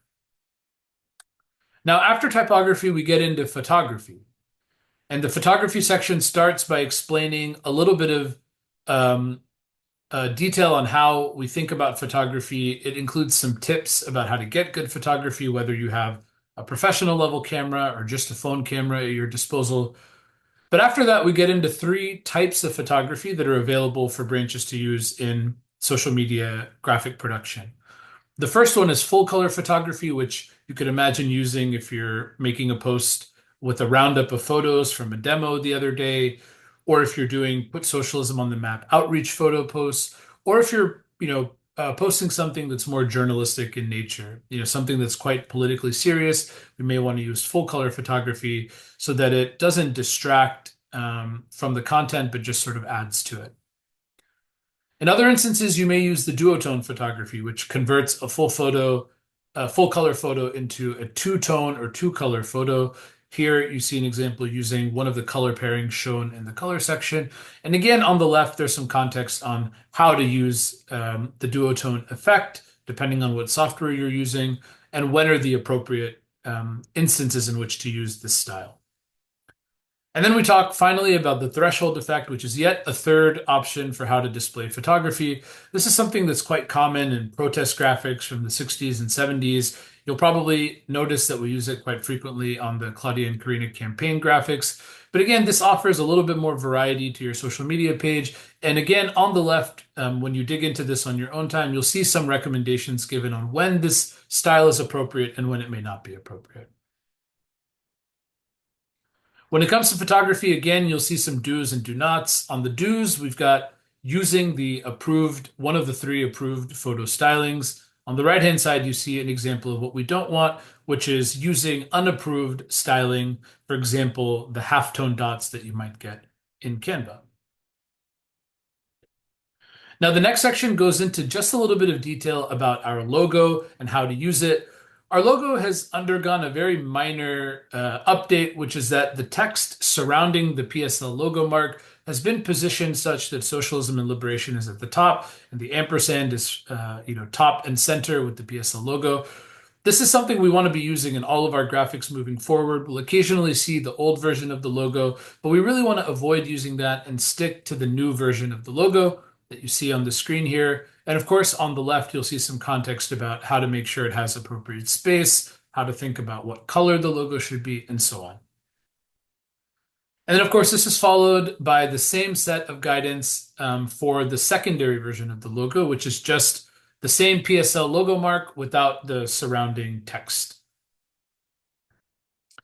Again, with the do's and don'ts, on the don't side, we don't want the logo being stretched or distorted such that it becomes more difficult to read or doesn't retain its shape, nor do we want comrades adding unapproved layer styles to the logo. In the example on the right, you see a drop shadow and a stroke applied to the PSL. We want to avoid doing that. We want to keep the logo in the way that it's been designed, crisp, clean on all of our graphics. Now, the last element that's covered in our party style guide is what we're calling scribbles. And scribbles are basically hand-drawn elements that can be used to add emphasis or visual interest to graphics. So it's a good way to call something out if you want extra attention given to it. But it also has the added effect of adding a little bit of personality and human touch to our otherwise very digital graphics. When you're producing graphics on a computer, it tends to look like it's made on a computer.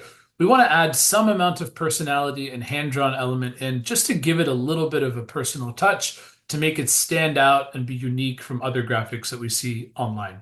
So again, on the left, there's some guidance on how you can create these. You can do this in Photoshop if you have the capability by drawing something on paper and scanning it in. Or of course, if you're just using Canva, you can simply use the brush tool and use your mouse or your trackpad to draw any of these scribbles yourselves. Now, when it comes to using scribbles, we also have a do and do not section. In the do section, we show using it sparingly because a little goes a long way, and just using it to highlight particular elements that you want to draw people's attention to. And on the right-hand side, on the do not section, we want to avoid overusing it. Again, a little bit goes a long way. We don't want to distract or force the viewer's eye to jump from place to place to place on the graphic. We want it to feel simple, easy to digest, and overusing this is a hindrance to that. Okay, so the last thing I want to cover as a sort of lead in to what Rachel is going to talk about in the next video is just seeing how these elements come together to make a social media graphic. Now, on this slide, we're looking at a sampling of 8 social media graphics that have been created over the last year or so using this new style guide as determined by the style guide. And what we hope you see here is that even though each of these graphics has its own sort of unique flavor and can stand on its own, when you see them all together, you can identify some elements that serve as a sort of common thread or through line through all these graphics. So I just want to talk quickly about what some of those elements are. So one is, of course, the use of the same typeface across the board, which is Helvetica Neue Condensed Black, which we talked about in the type section, regardless of if it's being used on a color graphic or on a black and white graphic, that text itself is recognizable as our PSL typeface now. So we want to make sure we use that. Another element that you'll notice that we do is we sometimes jam some letters closer together to one another, again, just to create a little bit of imperfection, to make it feel like it was set, the type was set by hand, which is how type used to be set prior to the digital age. So it just adds a little bit of uniqueness and flavor. These things are not necessary to do on every graphic, but they can kind of help things feel more like us, so to speak. You'll also notice the way we use photos. Even when we're using full color photography, like on the one phone call graphic, or when we're using duotone photography, like on the Joy Powell Black August graphic, the way we have those photos set in a rectangular shape with the stroke, the way they lay on top of each other and overlap with other elements of the design, all of these things contribute to the graphics feeling like part of the same family. So just to take this one quick step deeper, I want to just break down one simple statement graphic that we produced for the campaign and talk about, again, these elements that make the graphic feel like a PSL graphic. Now, first and foremost, as already mentioned, typography is a really important way to make a graphic recognizable as belonging to a certain brand. So we want to use the same typefaces as dictated in the typeface section, but we also want to make titles big whenever we can. Because when somebody's scrolling through social media, they've got just a couple of seconds to stop and engage with a piece of content. We're competing with thousands of other pieces of content that anyone is scrolling through. So the bigger, the bolder, the more legible the text, the better the chances of somebody engaging with it and sharing it. So the second thing that I want to call out is how we strategically place images on top of text, but we need to do so in such a way that the text itself is not obscured or illegible. Because having these images interact with the text creates a feeling of dynamism, like the elements are all sort of on the same plane, floating together. But if we do it in a way that makes the text illegible, then we run the risk of the message not being as clear. Ultimately, the content and the text is the most important thing here. So We want to strategically place images in such a way that it doesn't disrupt that. You can see with the example of stop, the word stop is still clear, yet the image can kind of overlap and create that dynamic feeling with the text. The next thing I want to call out is how we apply subtle textures to all of our graphics, again, to make them feel just a little bit more handmade and imperfect, and even give the sense that they've been printed. We want to avoid the urge to use too noticeable or too distinct or too intense textures because that can draw attention away from the content itself. We want these to more or less blend into the background to just give a touch of flavor to the graphic without distracting from the main content. And then finally, in the same way that we layer images on top of text, you'll also notice we layer images on top of images in a sort of collage style. But, you know, employing the same principle as we do when we're using images and type. We don't want anything to obscure the other element that it's overlapping with. So in the bottom right, you'll notice an image of a pipeline and an image of a community member resisting the pipeline, yet both images are still clear and legible to the viewer, regardless of the fact that they're on top of each other. So these are some elements that you can use in your graphics. Of course, in Canva, you'll see that some of this stuff is made even easier for you. But if you're producing graphics in professional design software, this should hopefully give you some insight on how to produce something that feels of our particular PSL style. Now, the last thing I want to talk about is a new t-shirt design, which is part of our style guide here as well. And when we send out all of these videos, we'll also send out a print-ready file that you can directly send to any screen printer in your local city to have these shirts printed with ease. But you basically see our slightly updated logo on the front with our "Socialism is the Future" slogan on the back set in our header typeface. And then, of course, you see that in a slight color variation. So with that, we're going to be done with this chapter of this module. In subsequent chapters, actually in the next video right after this, Rachel is going to talk you through how to produce a graphic in Canva where the style guide is preloaded for you. And if you have any questions about how to use the style guide, don't hesitate to reach out in the PSL social media signal chat, and one of us will get back to you promptly to discuss any questions or needs you might have. So thanks again for engaging with this session on the style guide, and we'll see you in the next chapter. All right. Hello, comrades. And now we are going to, use what Vivek spoke about in the previous module where he went through the new PSL design style guide. And we're going to look at what it looks like in Canva. As Vivek mentioned, much of the detail of the style guide will be more relevant for, professional software, whether you're using Photoshop, Illustrator, or something else. The same themes still apply to Canva, although it is scaled back a little bit, simplified a little bit. And this makes it easier for comrades and branches who might not have someone in their locale who knows how to, really thoroughly design or make graphics, but this sort of simplifies it so we can make sure that, comrades in a particular area can still have a presence on social media or design flyers, whatever it might be. So what I really want to focus on in this section is walking through the brand section. And so I will briefly just go over, the gist of it, and then we can look more thoroughly at some of the brand templates. Just to zoom out a little bit, your branch should have a single email that is part of the PSL National Canva team. If you as an individual don't have access to that email, you should reach out to someone locally who can get you access to the local Canva account. When you sign into this local email, everything that we put into the PSL brand kit will be accessible to you on your local end of things.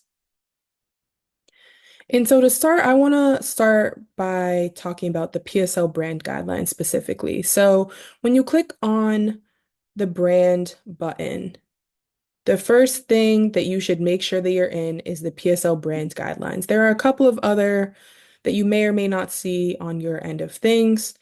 The main relevant ones will be most obviously the PSL brand guidelines. Shut it down for Palestine might also be relevant for you if you need access to logos, if you need access to the colors or the fonts that are typically used for the shut it down for Palestine graphics. There's also still a Vote Socialist 2024 brand guidelines in there. We can look at those briefly, but for the most part, this part of the training will focus on the PSL brand guidelines because that will be most often relevant for the work that local branches are doing. So the first thing you'll see is, the logo, the new logo that Vivek mentioned for the PSL that we should, for the most part, be using on all of our graphics on social media. There are 3 colors in here, red, black, and white. Those are the pretty standard colors. In just a minute, I'll go over how you can actually change the color of them in Canva in case it will match better with your design or look better juxtaposed against a photo or whatever it might be. Next, we have the colors of the PSL brand kit. And so, as Vivek kind of speaks about in reviewing the design style guide, for the most part, we have a two-tone kind of style for the PSL graphics. In here, there are a number of pairings that you can see that are already adjusted for just like making sure that people can see them, that the colors juxtapose well enough. And these have already been sort of prepared as part of the design style guide. Probably the most common one you'll use is the black and the white. This, I will say, when you click on this, this isn't the best way to use the colors. This just kind of shows you what those pairings are. But when you do actually, add some text, you can see when you change the color, it'll show PSL brand guidelines and it'll show all of the colors that we have saved in there. So it's a lot easier to, change the font and then change the background so that you're in the right color pairing. I think, when you do have things already in here, when you're in the brand, section, when you go to colors, you can actually, I think, click shuffle. Yep. And then it changes colors a little bit easier. So you can kind of, design your original design in black and white if that is easier for you. And then you can kind of play around to see which color pairing might work, might be most effective for whatever graphic you're putting together. Now, to go back to the point I was making about the logo. So say we want to, this is not what the graphic is going to look like, but say we want to use this green and blue pairing. And all we have are the red, the black, and the white logos. Obviously, these logos don't look the best with those color pairings. And so in order to change the color of the logo, you can really use this for anything, this feature, but specifically for changing the color of the logo, if you go to edit, one of the most common, functions in Canva that I think we use with this duotone feature or this 2-color pairing is the duotone feature. So what I like to do, maybe this is a hack, this isn't a formal way to do it. There might be an easier way, but you can change the custom and say we want to make the logo blue. What I typically do is I change both of these colors by using the dropper tool. You can put it over exactly what color you want to change it to. And boom, there you go. You have a blue logo now. The same thing, you can, if you decide, oh, actually, I want to change this style to the brown and the pink, you can go back into duotone and then just change the colors that the dropper goes to. And there you have a pink logo. The duotone feature will be relevant when we talk about photos as well, but I'll go back to that in a minute. Okay, so the next section is the fonts. Canva is able to save the fonts that we want to use. It's not able to save the exact style, including the spacing or, whatever we might want to make in terms of little tweaks to the text. So I'll just delete that. When you add text, this is how it's going to pop up. Obviously, this looks not that great. And so one of the first things you're going to want to decide is, what is the title of whatever it is that you're doing? Is it short and punchy? Can we make it all in caps? The general rule of thumb is that if it's longer than maybe 3 lines of text, you might want to consider it not being entirely caps. But I think that is kind of a design decision that is up to you locally to make. And if you ever need support with reviewing, or getting feedback on a graphic, you're welcome to send a message to the national social media updates, chat in Telegram or in Signal, and someone will get back to you as soon as possible to, give you feedback or whatever. So say that we want to make the title Defeat Trump's Extreme Right Billionaire Agenda. This obviously doesn't fit on the graphic, and so we're going to need to do some changes to the spacing and the sizing, to the alignment. Typically, we're going to align titles to the left, although you can kind of choose whatever you might want to do. And the general rule of thumb is that, we want there to be enough space between each thing. We don't want the text to necessarily be overlapping. It just makes it harder to read. We want to ensure that there's not like extreme spacing between anything, but there's enough spacing that people can easily read it. You can also play with the letter spacing. Again, we don't want the text to be extremely tight because you can see how much more difficult that is to read than this is to read. It's just easier on the eyes if there's a little bit of spacing.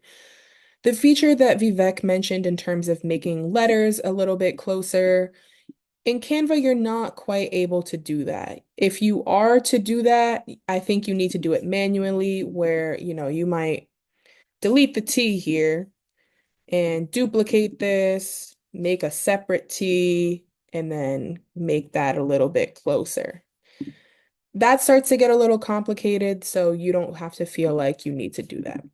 But that's just so you all are aware of in terms of how to do that. So, this is taking up the entire graphic. In some cases, you might want that to be the case. In others, you're going to want to make it a little bit smaller.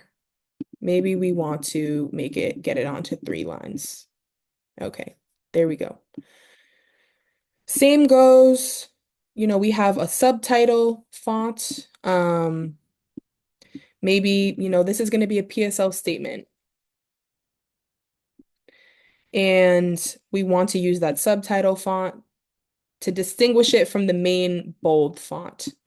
And so, you can kind of play around with the text here. Maybe to make this stand out a little bit, you want to put a box behind the text.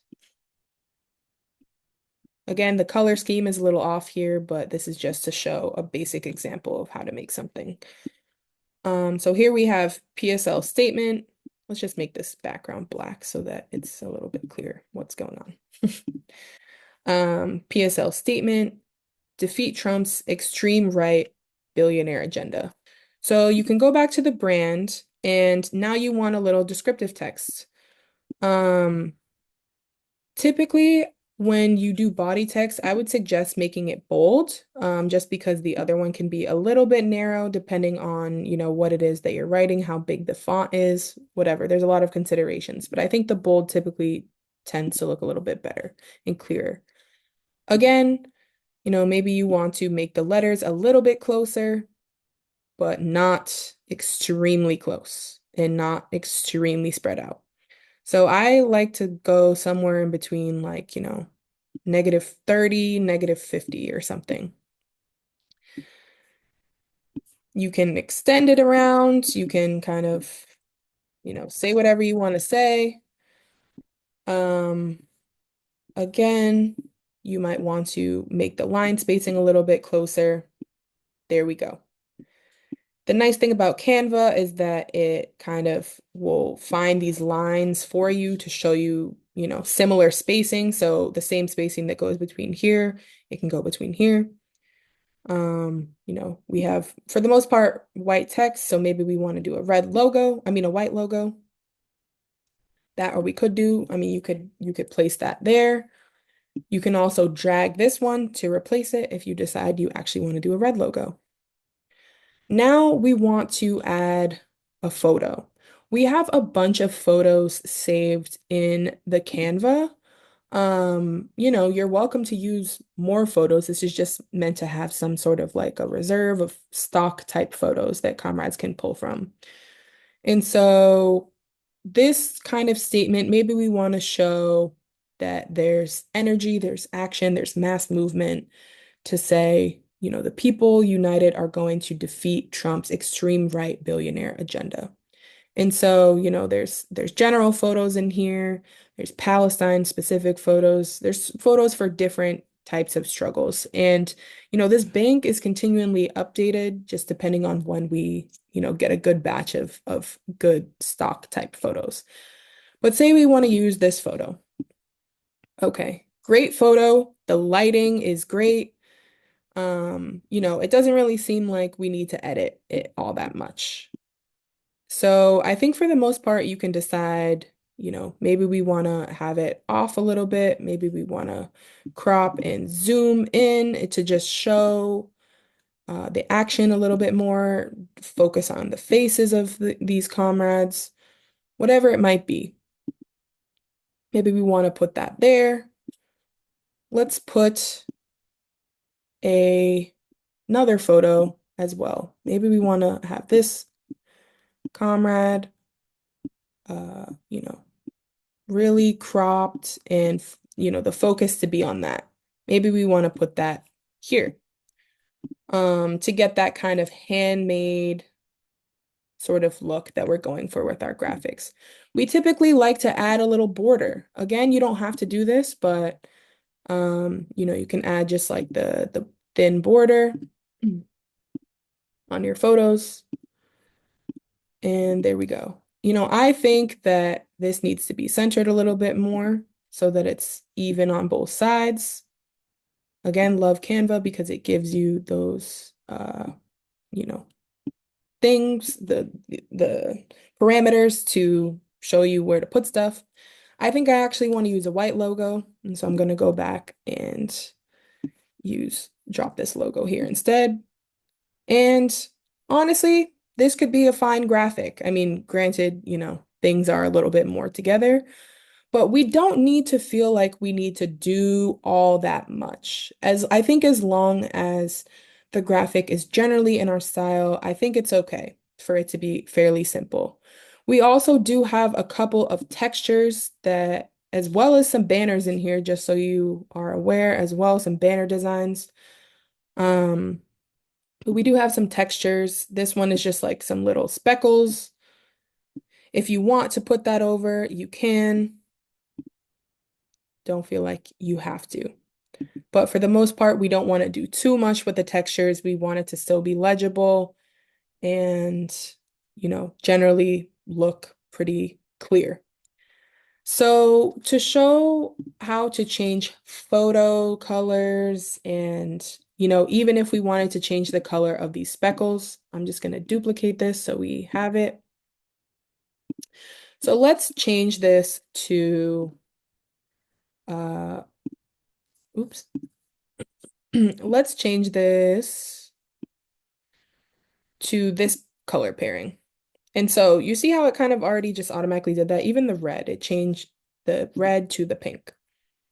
It changed the outline colors of the photos to pink as well, which is great. The main thing is we want to change the logo again.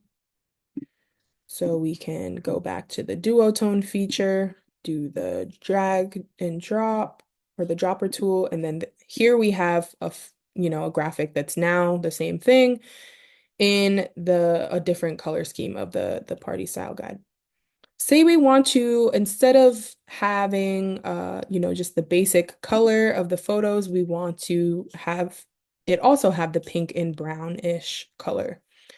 So what I will do again is edit the photo, go to the duotone feature and do the same thing. Usually for the colors, I'll put the lighter color as the highlights and the darker color for the shadows.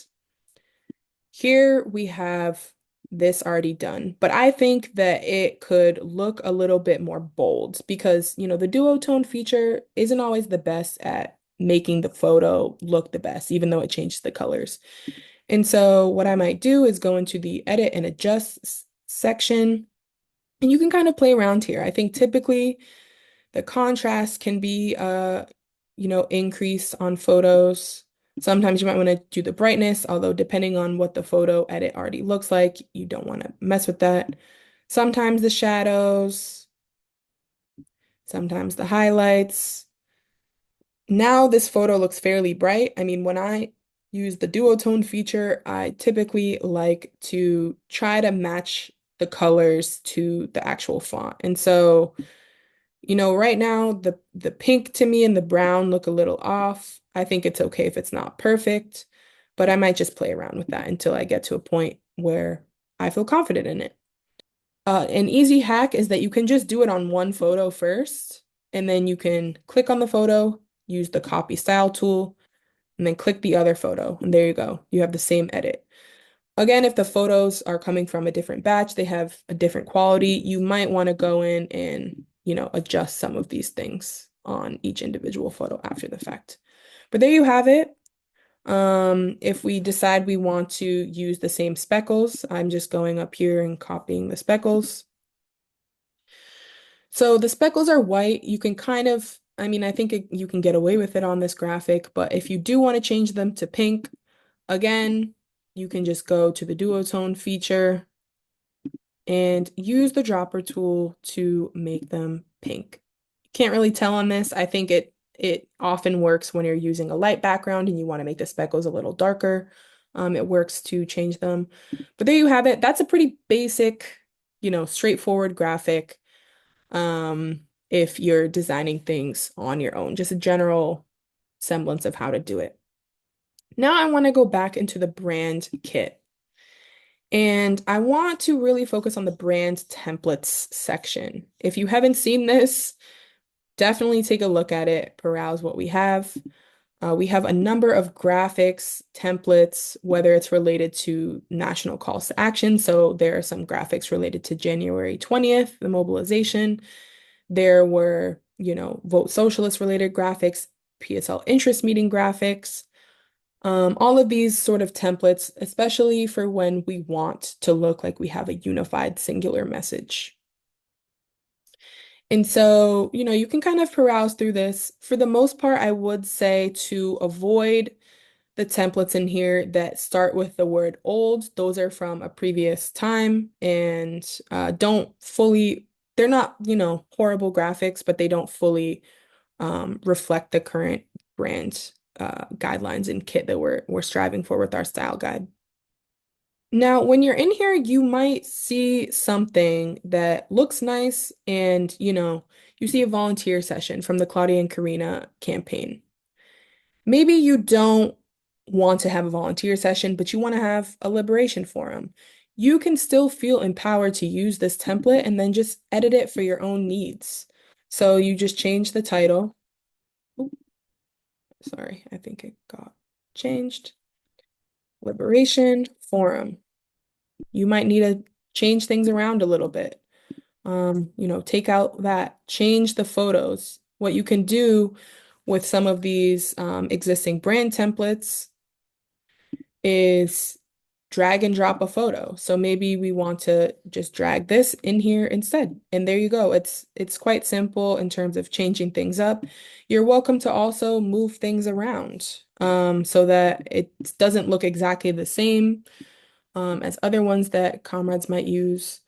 But yeah, you can kind of adapt these as you need to.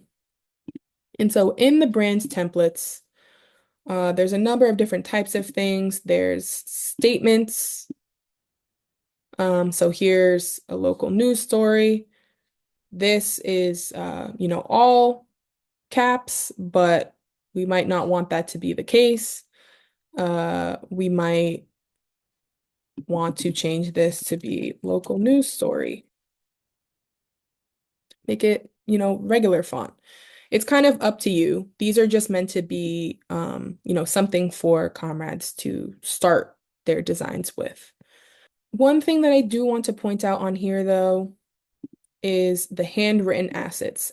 As Vivek mentioned, we have a style now that we want to, invoke some sort of handmaidenness to it. Make it stand out a little bit from just like the regular graphics that you see all the time on social media. And so we have these handwritten assets that you can choose from. If you are making a graphic, you're designing your own graphic, you can still, as I just did, add a page and then click to add this as another, page. And that way you can get access to the assets in here. So you might want to use a couple stars. I'm just going to copy that one. And then you just paste it directly into where you want to use it. You can change the color that way, and boom, then you're able to kind of use those handwritten assets. Again, we don't want to go overboard with those, but it's a good tool to have. I believe there's a way that you can also draw them yourself in Canva. If you go to the draw section, I believe you can just kind of draw stuff like that. If you want to do a star, your own star, you can do that and then just change the color to kind of match what you want it to match. But you don't have to do that. You can use the ones that already exist in the Canva for ease. So for the most part, that is a general overview of, how to use the Canva interface, how to interact with the PSL brand kit. And hopefully that's useful for, future endeavors of making graphics. Again, you can feel free to reach out in the PSL social media updates chat for advice, for feedback, if it's needed. Okay, well, when we're talking about the content that goes on social media, we know that photo and video are key aspects of this. And in order for our content to do well, having high quality photo and video is crucial. That's what we're going to talk about in this section. So, revisiting our goals of, our social media strategy, our goals of having social media. One being to grow our following and maximize our impact, increase our professionalism and cohesion, show a strong socialist pull in the battle of ideas, and more assertively share our politics, demonstrate leadership and political clarity. We know there's a lot out there on the internet, and we want to be that strong voice with a clear-cut analysis that's easily digestible. We also want to make our class look strong, inspiring confidence, inspiring trust in, the working class leaders is very, very crucial. And also, again, highlighting the best aspects of the work we do. We want to promote ourselves. We want to show what we're engaged in, the kind of work that we're doing in our communities, the kind of actions we're doing in the streets. This is attractive to people. They want to see it. It makes them want to engage with us even more. And again, on social media, we need to constantly determine how to communicate in the most shareable way. Again, our goal, it is the social media paradox, but our goal is to create things that people will want to share, that they want to see, that they want to interact with, without compromising our politics, but recognizing that we have to have high quality, we have to have good aesthetics overall, in order for people to want to interact with what we're actually putting out there. And we've talked about a lot of the factors involved in this, but when we're talking about kind of real coverage of things happening, Having strong photo and video is a very important aspect of this. So, right off the bat, the basic principle, take photos of your work. Anytime that you're doing an activity, a reading session, a study session, protest, there should be documentation of it if it's a public activity that you're, able to document. It's really important. A lot of times we can overlook this, but actually having that, even if it is an internal activity, having that kind of archive is really, really important. You can't really go back in time and say, I wish I had taken a picture of that. So it's always good to have it as just a constant and consistent principle. So how do we get this great photo? Off the bat, it's a role that has to be taken seriously. So not only assign someone to it, but assign someone who's really thinking through it, who's gotten a little bit of experience in it, and who feels confident about taking on this role. One really important principle is zoom with your feet. So, whether it's your phone camera or a DSLR or any other kind of camera, we know there are zoom functions, but the best way to actually get close to a subject is physically getting close, because using zoom is going to automatically kind of decrease the quality of the image.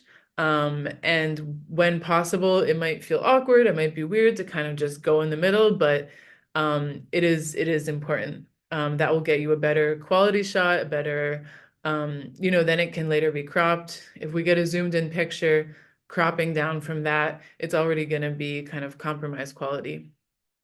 When we're thinking about how to frame the shot, really, really think of like, what are you taking a picture of? So if it's that you want to capture a sign, really focus in on that. Is it the banner? Is it people? Don't, it can be easier to kind of just put up the camera, take the picture, but actually take a minute to say, okay, what is it that I want to capture right now? And think about that frame. Think about what is the composition of that image. And again, our goal is to get good content. And so if that means that we have to ask people to pose, hold up the sign, look a certain direction, this is important. Again, we want to show what we're doing in the best way possible. And so, asking for those things, getting in the middle or in the front of the action is really important. The getting a good photo means being brave. It means putting yourself right in the mix, because it's worth it afterwards that you took the extra step to get a little closer to the speaker, to get that angle. Maybe it's bending over, getting on down and getting that angle. It'll always be worth a shot. And when we're thinking about the composition of these images, we have to think about, what are we trying to show? So our messages, who's in our organization. We want to always think about the national and gender representation, because again, what we're photographing, what we're capturing images of, is what we're showing to the public. It's the public face of who we are and what we're doing. And so we want to make sure that it actually accurately represents exactly that, which is that we're a multinational working class party. So I think the underlying principle is take it seriously and think about the frame and think about the shot that you're getting. Of course, when we're running around and there's a big march and so many people, it's hard to kind of prioritize that, but it's worth getting one really good shot than like 10 in a row that are chaotic and maybe not well thought about. And really taking a moment to pause and say, okay, what am I capturing here? What do I want to show? What is important about this moment that I can kind of showcase to the world? Because that's really what we're doing when we take photos. And, again, communications is a main priority in our political work. This is, again, the point that we're making throughout this training. But and I think, there has been a lot of advances in this, as a global left in general, taking communications and this task very seriously, but of course also within the party. And so it's important that when this task is being assigned, we should think through, okay, um, you know, the person who takes photo, they don't have to be the most experienced, because we of course want people to learn and train more people on things, but they should have the capacity, whether it's the tools or whether it's someone giving them kind of a brief or a training on this, in order to fulfill their task well. They should have kind of the tools that they need on hand. So whether it's a good camera or a phone camera, and kind of understanding how to frame a shot, basic elements. There should be, again, a strong orientation on what should be captured. So it can be helpful before an activity to kind of think through, okay, we want shots of the speakers, we want shots of the crowd, we want shots of the banner. This is really important because it might seem straightforward, but always think about what is the image that we then want to project of this specific event, this march, etc. And important to give feedback. Like any task, there should be a good feedback loop of communication. Oh, this kind of photo is really good. Oh, here it makes more sense to, not shoot from behind. It's important that people can always be improving at this task. And, when in doubt, have an extra person to make sure, technology sometimes fails us. Sometimes we don't realize maybe there was one setting turned on and it corrupted some of a lot of things can happen when technology is involved. And so we want to make sure that there's always backup. That's very important. And if we're talking about a really big action where there's kind of a lot of moving parts, it's important to have kind of different people assigned to different parts of what is the coverage. So maybe it's having the one person on photo, another person who's going to be recording video, to make sure that kind of we have all of our bases covered and it's not just kind of one person running around and trying to do everything, because inevitably they won't be able to get to everything. So these are important things to keep in mind when we're planning and thinking about who's going to be doing what task. All right, so here are some sort of concrete examples of things that sort of common pitfalls. So we know it could be that we call an action or we have an event and there's a small crowd. That's not necessarily means that it's a bad action or a bad event, but there's times where we have huge crowds, there's times where we have smaller crowds. But in those cases, it might be that when there's thousands and thousands of people, it might look impressive to take maybe this kind of crowd shot from behind. You see thousands of people. But in the case where we have, less people and there's sort of these open spaces, lots of open spaces, this kind of shot doesn't necessarily, meet our goal of wanting to make our work and our class look good. Visually, it kind of is not a very appealing photo. You're not really seeing action. You're not really seeing faces or slogans. And then on top of that, it actually gives an image that, or it might make people have the conclusion that, oh, this was small, this was not important, this was whatever. When in reality, even if that's not true, that's just kind of the idea that this kind of shot would give. Similarly, if we're having kind of like a forum or a film screening, which are more intimate settings, this kind of shot where it's kind of you can count the people that are there, it doesn't necessarily convey what we want to, which is like that it was an engaging event, that people were talking, asking questions, very, very like attentive and sharing with each other. This sort of gives kind of an inactive, passive look, which is not really what we want to convey. And so, how do we how do we actually take strong photos, strong videos, how do we get those good angles in those kind of situations? So, for example, zooming in on a subject. So, we had this picket outside the New York Times. Maybe a couple of dozen people, but by no means a mass rally. But we want to show that we were there, that we were, expressing our commitment to standing against US sanctions, that we were standing against this very biased coverage by the New York Times, which is where we were rallying. And so, having a full wide shot of kind of the couple dozen people that were there might not actually convey that. And it might distract from the fact that what is our political point is that we were there, that we were making our point heard.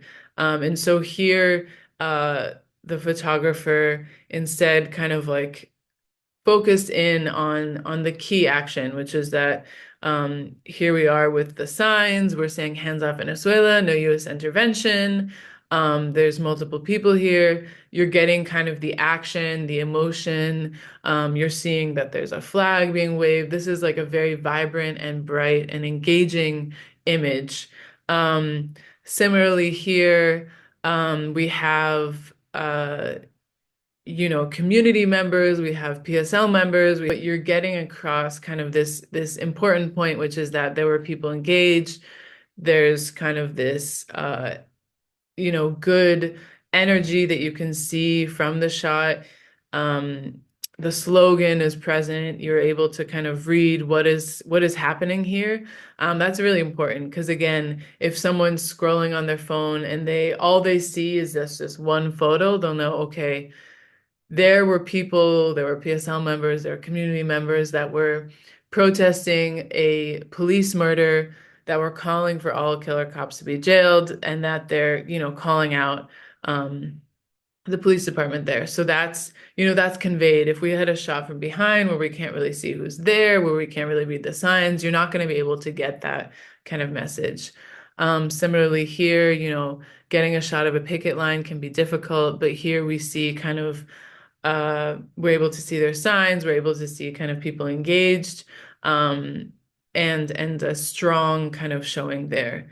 So, it's important when we're thinking not only in the big actions of how do we get those good shots, but also when we're at, different sized actions in different spaces, how do we convey what we want to, our major goal, which is that we're organizing something important, we're out on the streets, we're engaging with community, we're raising these important political slogans. We're trying to do all of that in a photo. So these are important things to keep in mind as we're thinking about the composition of the image and what will kind of give the strongest political message. Once we get that shot, how can we make it even better? We can use very basic editing tools, whether that's on your phone or in the Adobe program Lightroom or whatever sort of app that you have.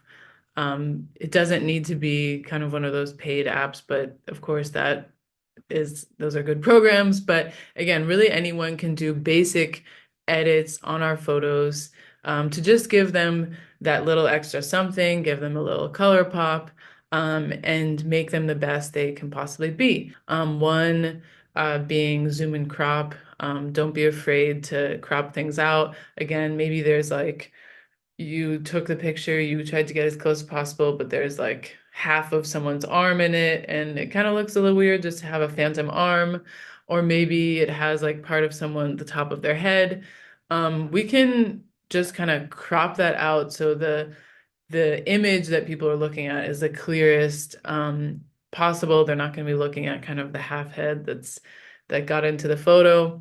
Again, the zoom and crop will always be better when we have the highest quality picture possible. So again, not zooming when you're taking the photo, but getting as close as possible to the subject.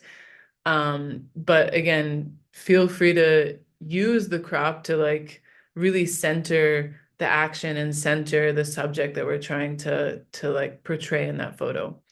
Exposure and it's either exposure or brightness, depending what program you're using. This is very crucial. Sometimes the weather is adverse, sometimes there's no sun. It might be later in the day and things are looking kind of dark. You can't really see as much that clearly. We can use exposure and brightness to just lighten that up, give more brightness to the photo. We don't want to use it too much because it can kind of alter the quality of the photo, but it is really helpful to just give it a little more light when kind of the overall picture looks a bit kind of dark and unclear. Shadows is a useful tool. It's gonna affect the coloring and the lighting on the shadow regions of a photo. So, you can play around with it, see how it either accentuates for example, if it's a close-up of a speaker, maybe it will accentuate that or give more light to the overall scene. So, that's always a really good one to toggle with.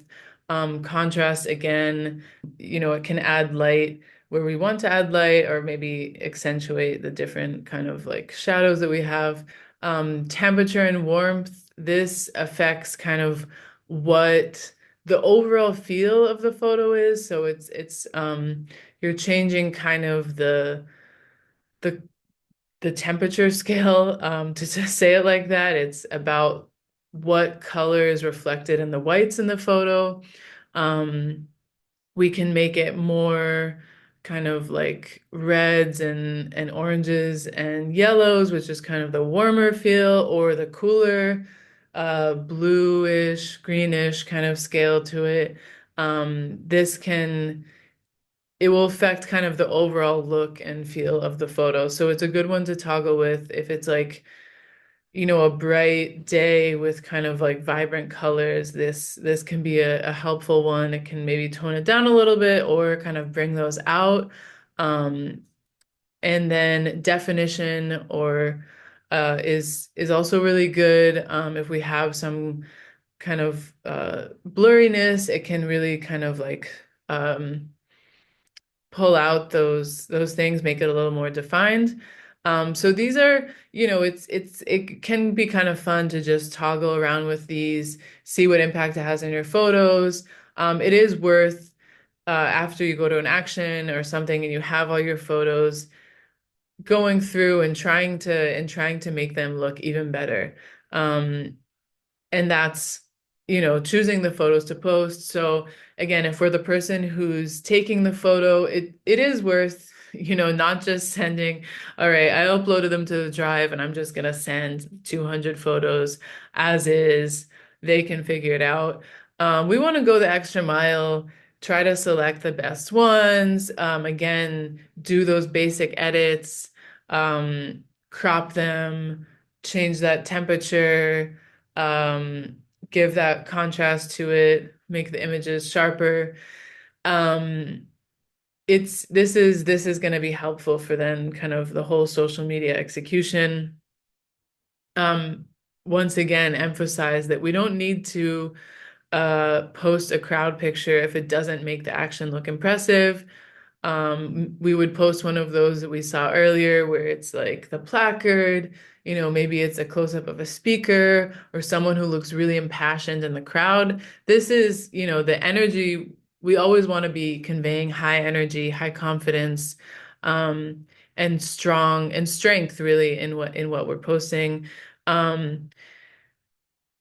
We don't uh that being said, we don't always need to kind of focus in on speakers and getting like videos of everyone speaking. It can be helpful and, it might be good to have someone document it, but when we're posting, if you just have a carousel that's like one speaker, then the next speaker, then the next speaker, it's going to look pretty monotonous. And especially if we're in a period of high activity and it's almost like every other day we're having an action and we're posting a picture of the speaker, we want to kind of switch it up, showcase kind of the totality of the action. And that means who was there, who was participating, what did the chanting look like, what did the banner look like. We want to show all those different aspects of it. But it oftentimes will be drawn to like, okay, we want to show the speaker because that's kind of like the main point of the program. But when we're posting, we should think about kind of what are the other messages that we want to be sending with the photos that we post. And once again, when we're not only when we're taking the photos, but when we're thinking about what we're posting, we want to be showing not only the activity in its totality and the many different ways that people are participating, but also we want to really make sure that what we're representing is reflective of the multinational and multigender composition of the party.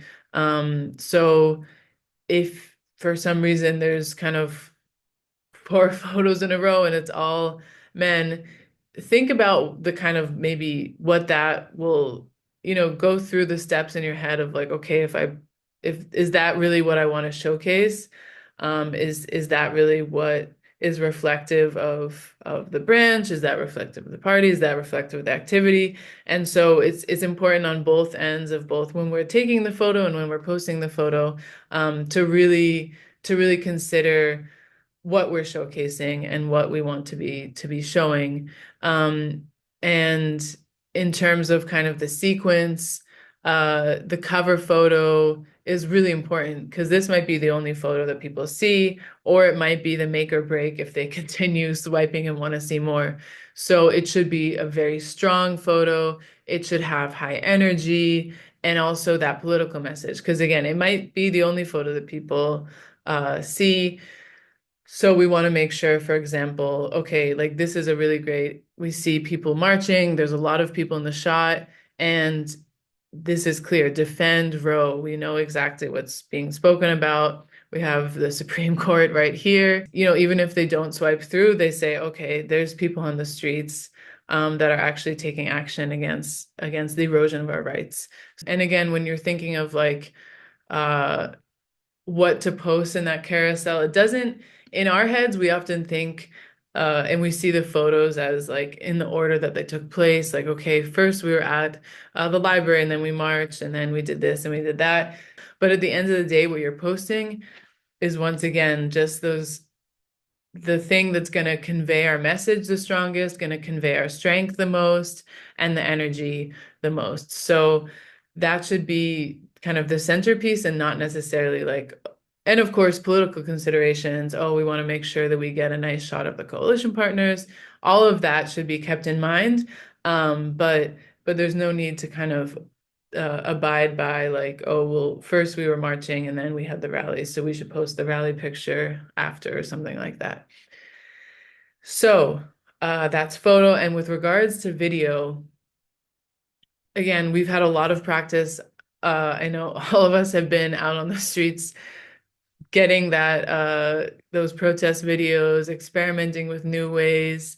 And I think a lot of people have learned some really good tricks, some ideas of like, how do we showcase, we're in these massive mobilizations, historic records being broken every single day of how many people are taking the streets for Palestine. And we've done a really good job of actually conveying that through our social media content. And so when we're thinking, for example, okay, how do we get the best crowd shot? For example, if everyone's gathered and there's a way to get behind the stage and get kind of everyone facing the speaker, that looks really compelling. If there's going to be a march, sometimes we've even looked at the march route and been like, okay, tomorrow when we're going to be marching, there's these steps which will give us a really good angle to get people marching by and having like a elevated place. That can be really important. A lot of people will use the time-lapse feature to, if you have a huge march, to be able to show everyone going by. That can be really strong.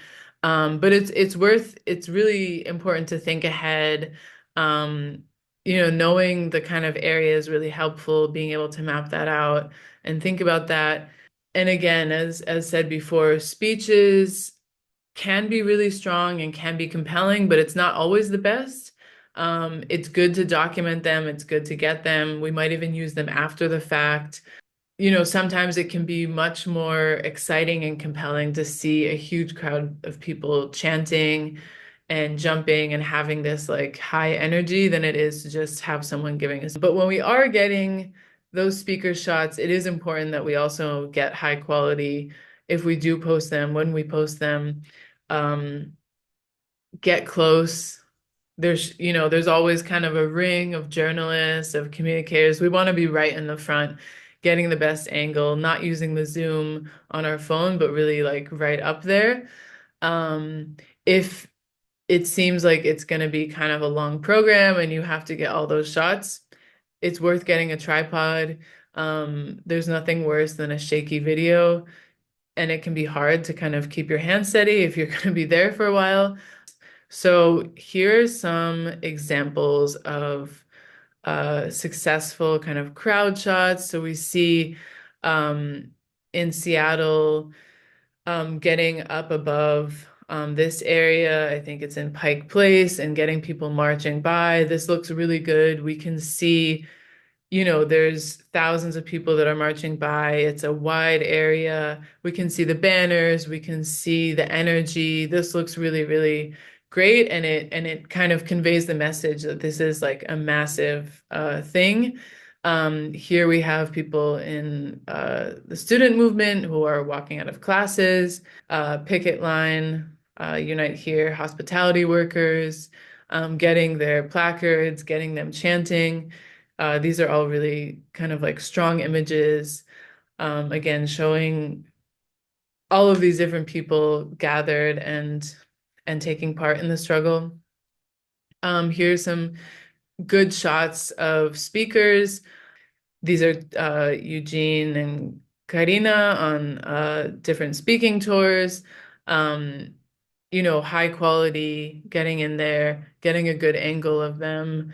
This is, of course, from the People's Red Line protest in DC, Claudia speaking.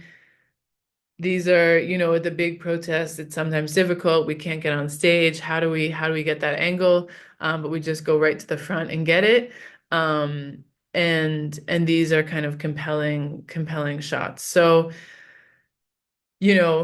bottom line, don't be afraid to maneuver, to walk around, to try to figure out, take a minute to think about how do we want to get those shots? What is the best way to do that? It's worth thinking about the composition of the shot, taking a little extra time to do all elements of these, and to really make sure that we can get the best quality, and to get the most engaging kind of content possible when we're gonna post stuff. So in this chapter, I want to go over how comrades can make a basic reel. Reels and videos have definitely blown up as a really important way of sharing information on social media. In some cases, reels are even more popular than just general graphics or photo posts.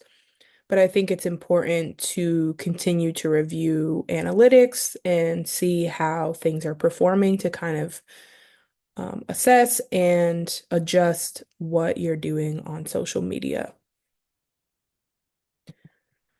So first, before actually making a reel, we want to think about what works well as a reel. What kinds of reels should we be putting out as the party, as our local branches? The first type, which is a very common type that comrades use, is just speaking directly into the camera. This is really used and should be used primarily to shed light on local news developments. So if you are really trying to kind of be a militant journalist in your locale and speak about a local issue, you can sort of convey leadership on the topic by doing a reporter style video like this, where you're just speaking directly into the camera, talking about the issue at hand. You can also use this type to give analysis on a local issue, or you can use it to make a call to action. So many comrades will use these types of videos to invite people to an event, to invite people to a protest, whatever it might be. A couple of tips to keep in mind when doing this type of video, that you should write and practice a script in advance. It's very clear when someone is speaking into the camera and they're reading off of a script.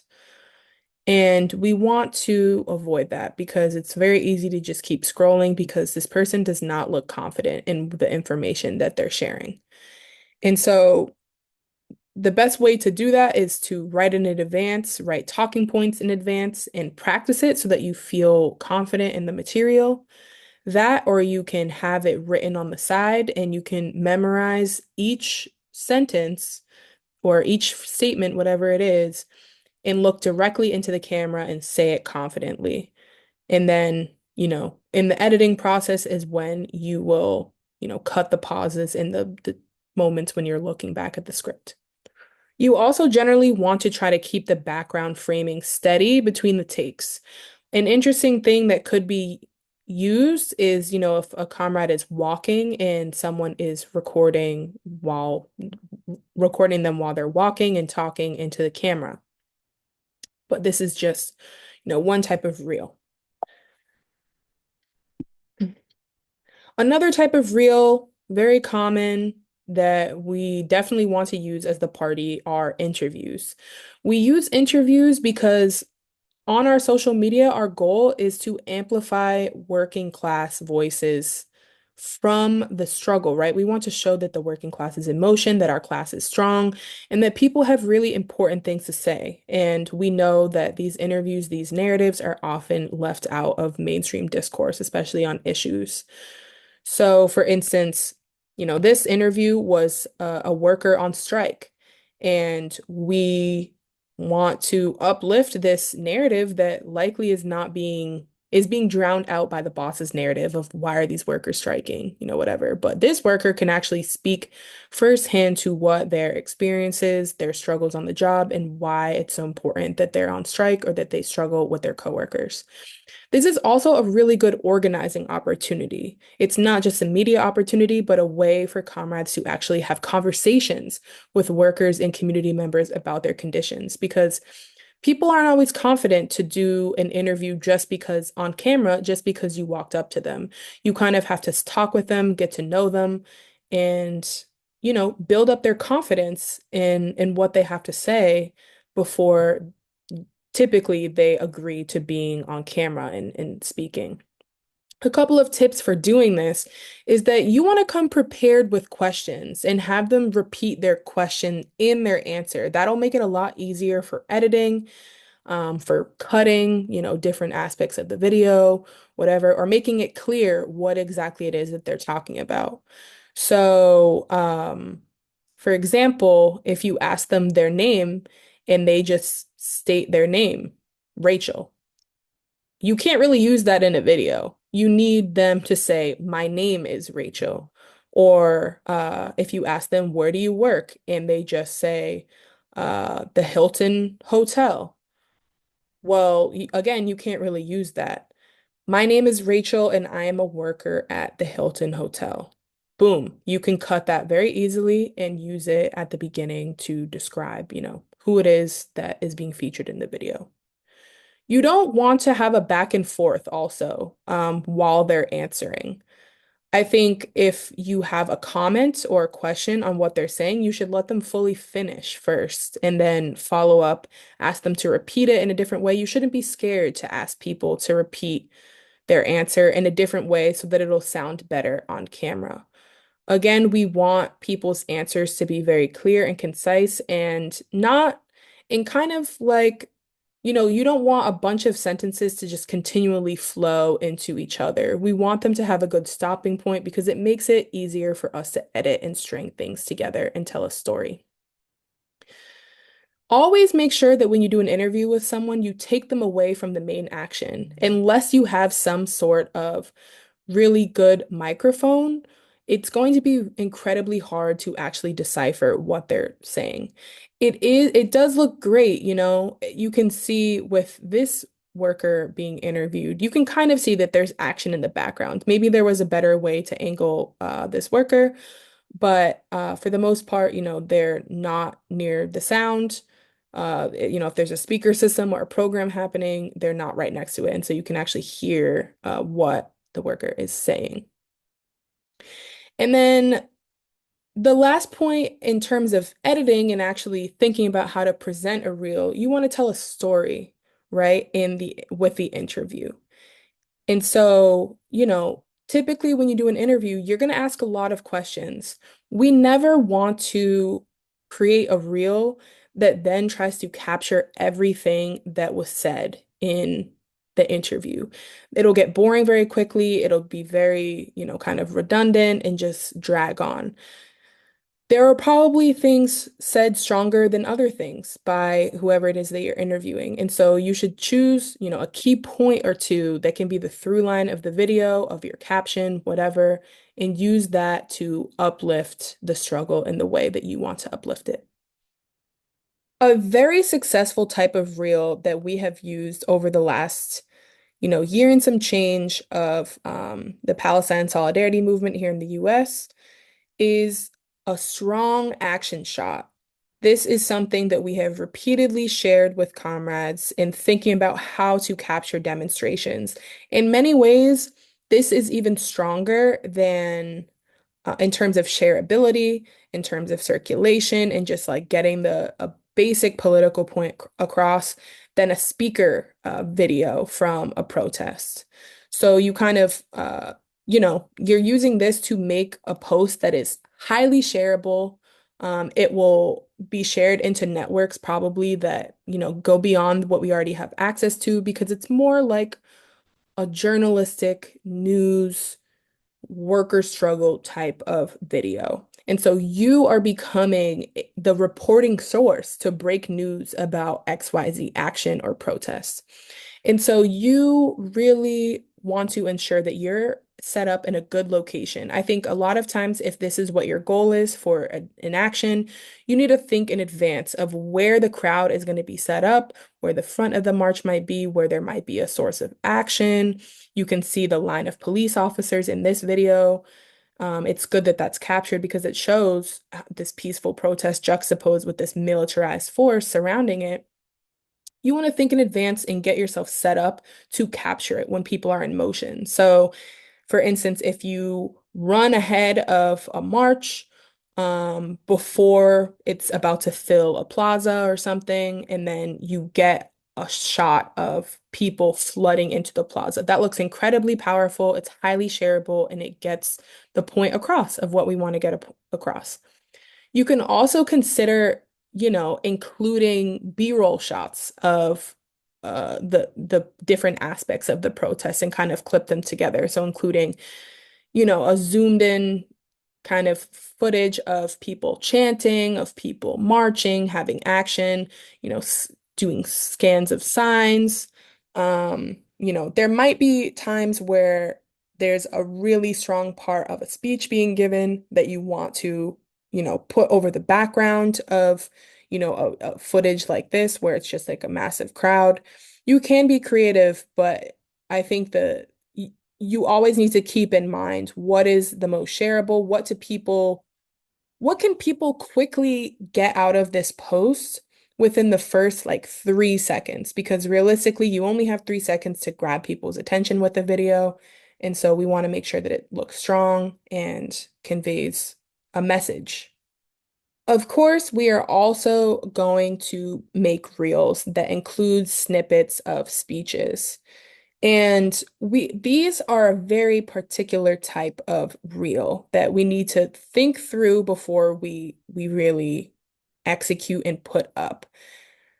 The purpose of putting a speech up is to get a strong snippet, a key point in a speech, not to put up an entire video of someone's speech. No one is going to watch that. And honestly, the main points that we want people to walk away with will probably get drowned out by a bunch of other things in the video.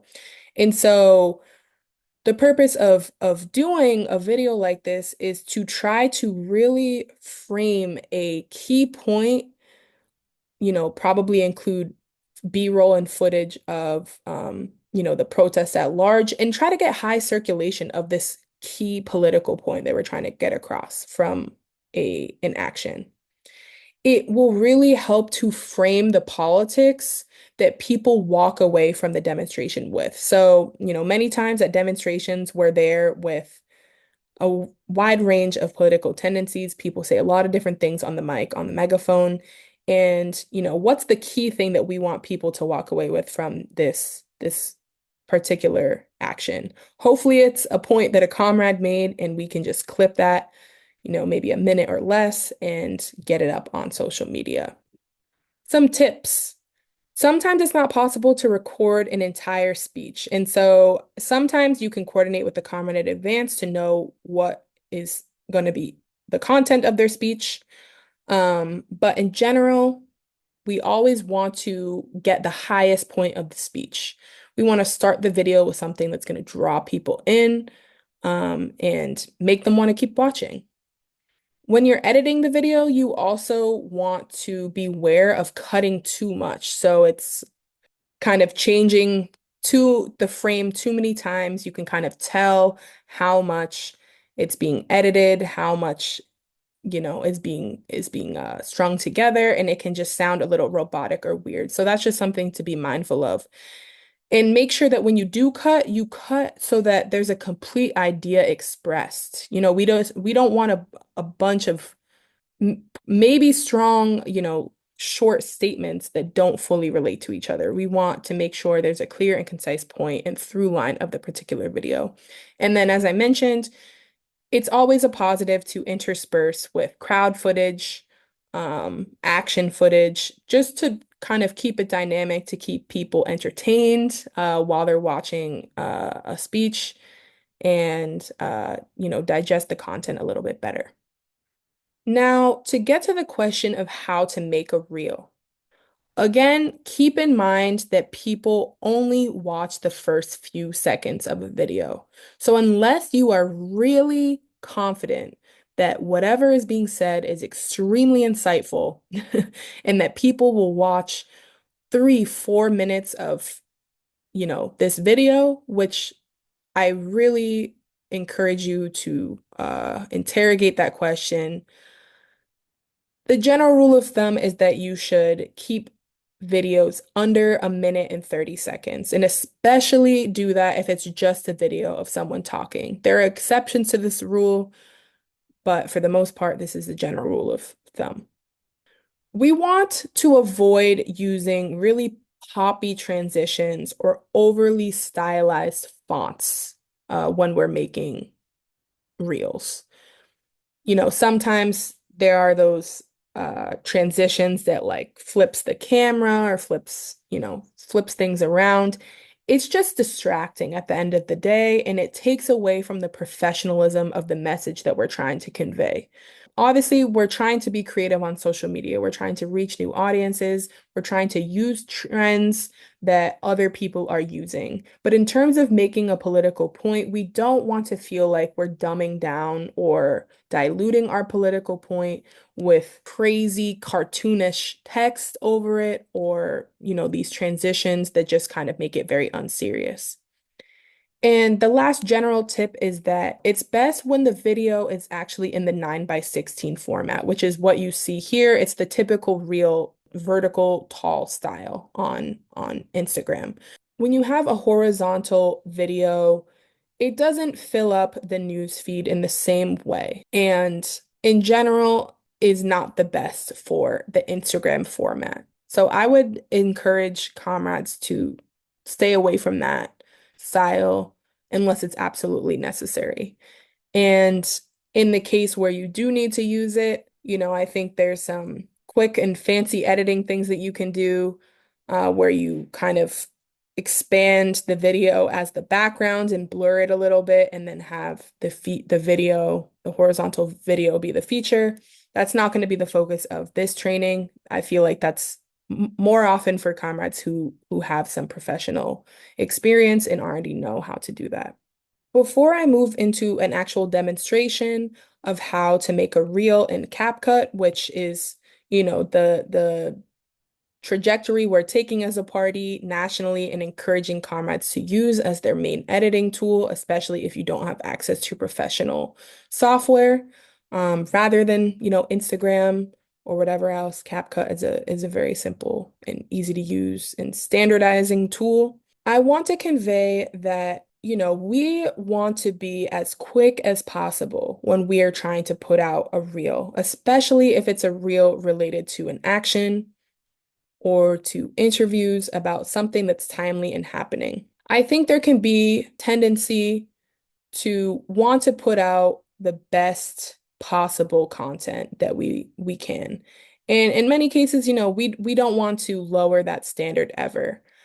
But I think when it comes to making extremely highly produced, highly aesthetically pleasing videos at the expense of getting it out on a good timeline, a strong timeline, a quick timeline, I think we lose more than we gain. So, for instance, if we have a protest that we're going to on a Saturday and we assign a comrade with the best possible camera and try to get amazing footage of the protest so that we can make a really beautiful reel. The editing that goes into that, the the camera transitioning, we don't get the reel out until Monday or Tuesday. That is frankly not something that we should accept. We need to think about the best and quickest ways to be getting our message out there. And frankly, the protest isn't really that relevant if we are reporting on it 2 or 3 days later. Sometimes, it's okay. It makes sense for us to get highly professional video. For protests, for certain interviews and things, it's frankly not necessary. It doesn't necessarily mean that people are going to watch the video more. It often just slows us down in terms of our output. And so that's just something that I want comrades to consider before we dive into this actual demonstration of how to make a reel. Okay, so here I am in the CapCut interface after clicking on a video to edit. And it's already been made, but I'm just going to go through and show the general way to make a video in this software. It's very straightforward and is easy to standardize. It looks good and is just simple. So I really highly encourage comrades to use this. I use the desktop version. There's also a version on the phone. Comrades can feel free to use whichever they want. But I do find that the desktop is quicker to use. So I have the paid version. For the most part, you can access all of these features, on the free version. It just after a certain point that sometimes CapCut will make you start to pay for these features. Okay, so here we have the video imported into the CapCut interface. For the sake of this demonstration, because this video has already been edited, I'm just going to walk through, what happens. So you have the video you want to use imported into the CapCut interface. And for the sake of this video, I'm just going to go ahead and hide the things that are already in there so that I can demonstrate how this was made. So you're going to drag the video onto the timeline. The easiest way that I like to be able to edit down videos, especially when it's of someone speaking, you click on the video and there's a function in CapCut to do auto captions. This is one of the features that you can get it for free for most of the time. And then, CapCut might require you to start paying. But on the paid version, it's a pro feature. And so I don't have to do that. You click auto captions, auto generate, and it'll take a second, but it will generate them for the video, which saves a lot of time and a lot of effort on our comrades' behalf. The captions that come out are not perfect, and so we always need to go through, edit them, standardize them, capitalize words, add punctuation, etc. But this makes it a lot easier and helps with the time stamping of them as well. Okay, so the text, the auto text has been added in. And the great thing about auto text is that it already tells you exactly where the pauses are. You can see here that I don't speak for the first however many seconds of the video, the first 4 seconds of the video. And so basically, you can go click on the video, use the split tool, boom, you delete it, and then you've just cut out dead space. The same thing goes, I mean, you can also see it here when you look at where the speech waves are. You can, crop here, delete. I think it looks a little weird because there's another video in here right now, but typically it'll automatically go that way so that it'll automatically consolidate so that everything stays lined up. Same with the speech, it'll automatically, or the captions, they'll automatically move. So you're going to want to go in and you can do that as many times as necessary, cutting the blank spaces, and ensuring that the speech flows well, things like that. After you cut the video in the appropriate ways and you edit the text, the captions to make sure that they're correct, you should standardize the font that you're using. And so there is a basic system font in CapCut that we should generally strive to use. It's the one that you'll see on all of the PSL videos for the most part. It's called System. It's the basic one. You can use white text and it has this is how it'll show up in CapCut originally. You can choose the one with the slight black outline so that the text pops a little bit better. You can also consider using yellow text if that, works for your video, but for the most part, the white should be fine. Sometimes, it might make sense to use a background, but for the most part, for the captions, I don't think that's necessary. I think it's better when you have some sort of title on the video that has some sort of background, and I'll show you what that can look like. So this video is about socialist talk government. So, you can add this in Instagram as well, and I'll speak a little bit about this in a second in terms of how to actually title, but you can add text. Okay, so obviously you can add text and say we want to make this socialist talk government. Might want to make it a little bit smaller, but pretty simple title. And then you can edit it, be this certain style. I would suggest making it so it's a little bit tighter, so there's not this like big bubble around the text. You can change the color. We love red in the PSL, and so boom, then you have something like a title. You can make it sit on the screen for the first couple of seconds, and then it goes away. But this sort of shows people what the video is about ahead of, the video actually starting. Then you're going to want to add the logo. So if you've imported the logo, you just drag it onto the timeline. You resize it. I would suggest always putting it up in the top right corner with a little bit of space. You don't need to make it too large. And then just, extending it for as long as the video needs to go. For the most part, you're done. You've made a very simple reel, and then you can go ahead and export it. Now, when it comes to actually titling the reel, if you want to do it in Instagram, in general, it's a good thing to have a short title or header to pop on screen to kind of summarize what the video is about to be about. Because, especially when you share a reel on your story, it doesn't feature the caption. And if it's just a speech or something, or even sometimes a protest, we want people to know right away what it is that's happening. And so if you want to, something that we've done a lot is when there's a big protest happening, we'll put text over it that says, happening now, Seattle is shutting down Pike Place. That could be a fine title to put on top of your video.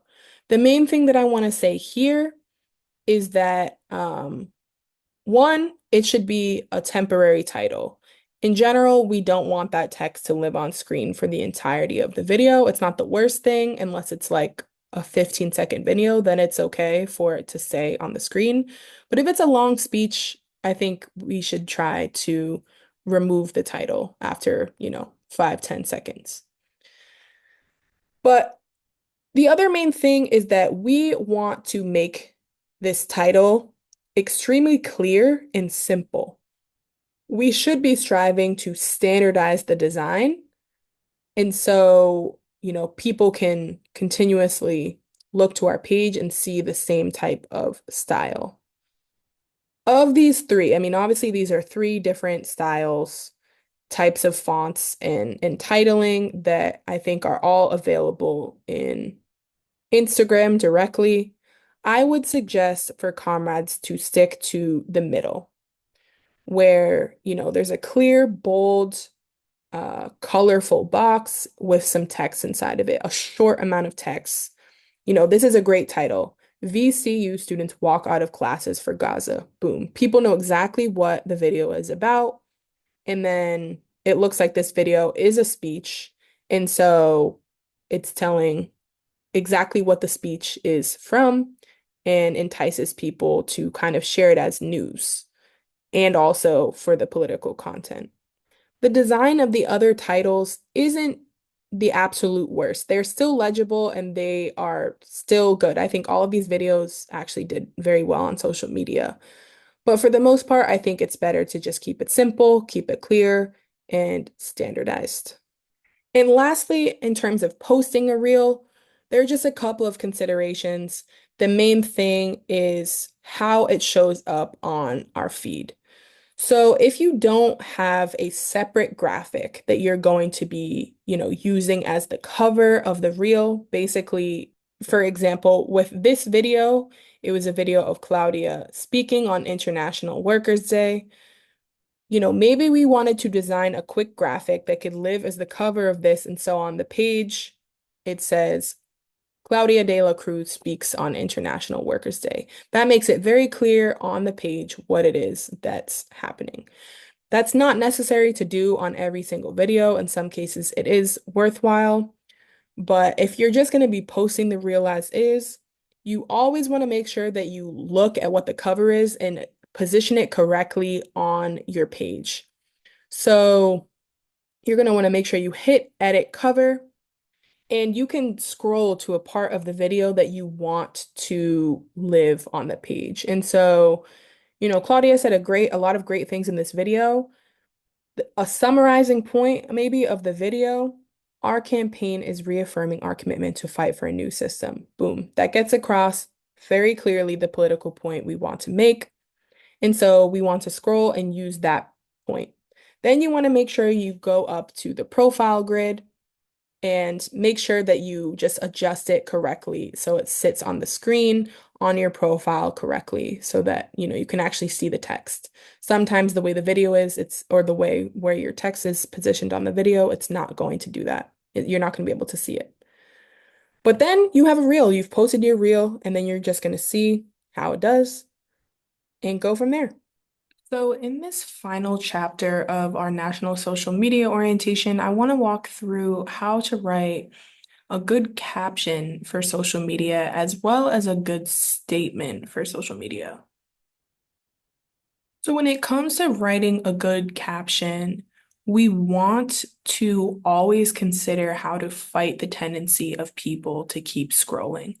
The reality is people are not reading super long captions. I mean, think about the last time that you stopped and read a caption that was paragraphs on paragraphs. And if you did, it's probably because you're an organizer already. But the majority of people are not going to be doing that. And so we want to focus on how we can grab people's attention in a short amount of text.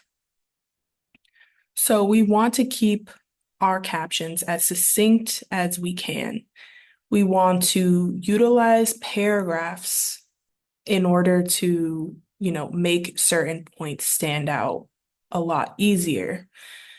And we always want to make sure that we start strong, because when you share a graphic onto your story and you click it so that you can see the first sentence or so of the caption, think of that part of the text as a key point in being able to get people to click and want to learn more.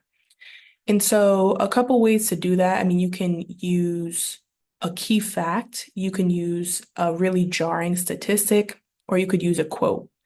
So this is a caption that was used on a video of someone who we met through tabling on a campus.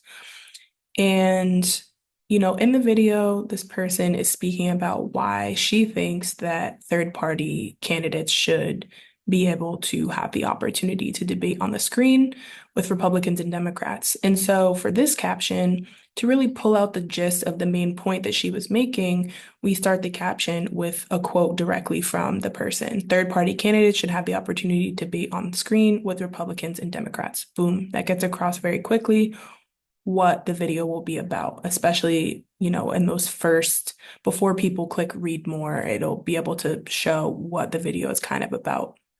Then we use it as an opportunity to not specifically talk about the details of where we met this person, what they were doing, other thoughts that they had. We put some of those details in the video itself with her name and the campus that we were at, the city that we were in the South. And instead, we use this opportunity to agitate around the fact that, the following day, there was this big milestone in the election happening, the first presidential debate between Trump and Harris.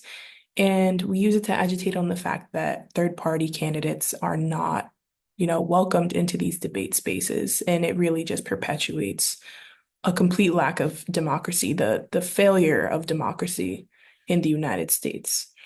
But then we close the caption by saying, even though they aren't allowing us onto the screen, they aren't going to silence us. Share some information on how people can get involved.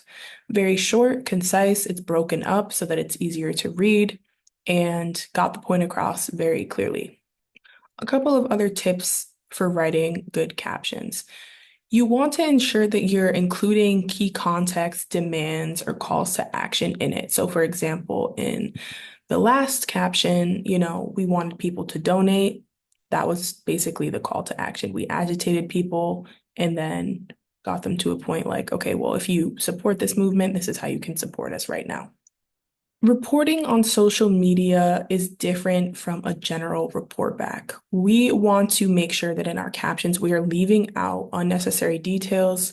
We don't want to say this happened and then this happened and then this happened and then this happened, because it loses people very quickly. I'm sure people won't even get to the point of reading every single detail that happened. We want to pull out the most important thing for people to read and put it in the caption. So I put this example of a very long caption, a report back style caption, which is basically what we want to avoid in doing in our captions. So this was a report from a branch of their participation in July 24th. And, it goes, we joined in our bus contingent to go to the Red Line. There's a little bit of political agitation. Then there's more report back of, we formed the Red Line, et cetera, et cetera.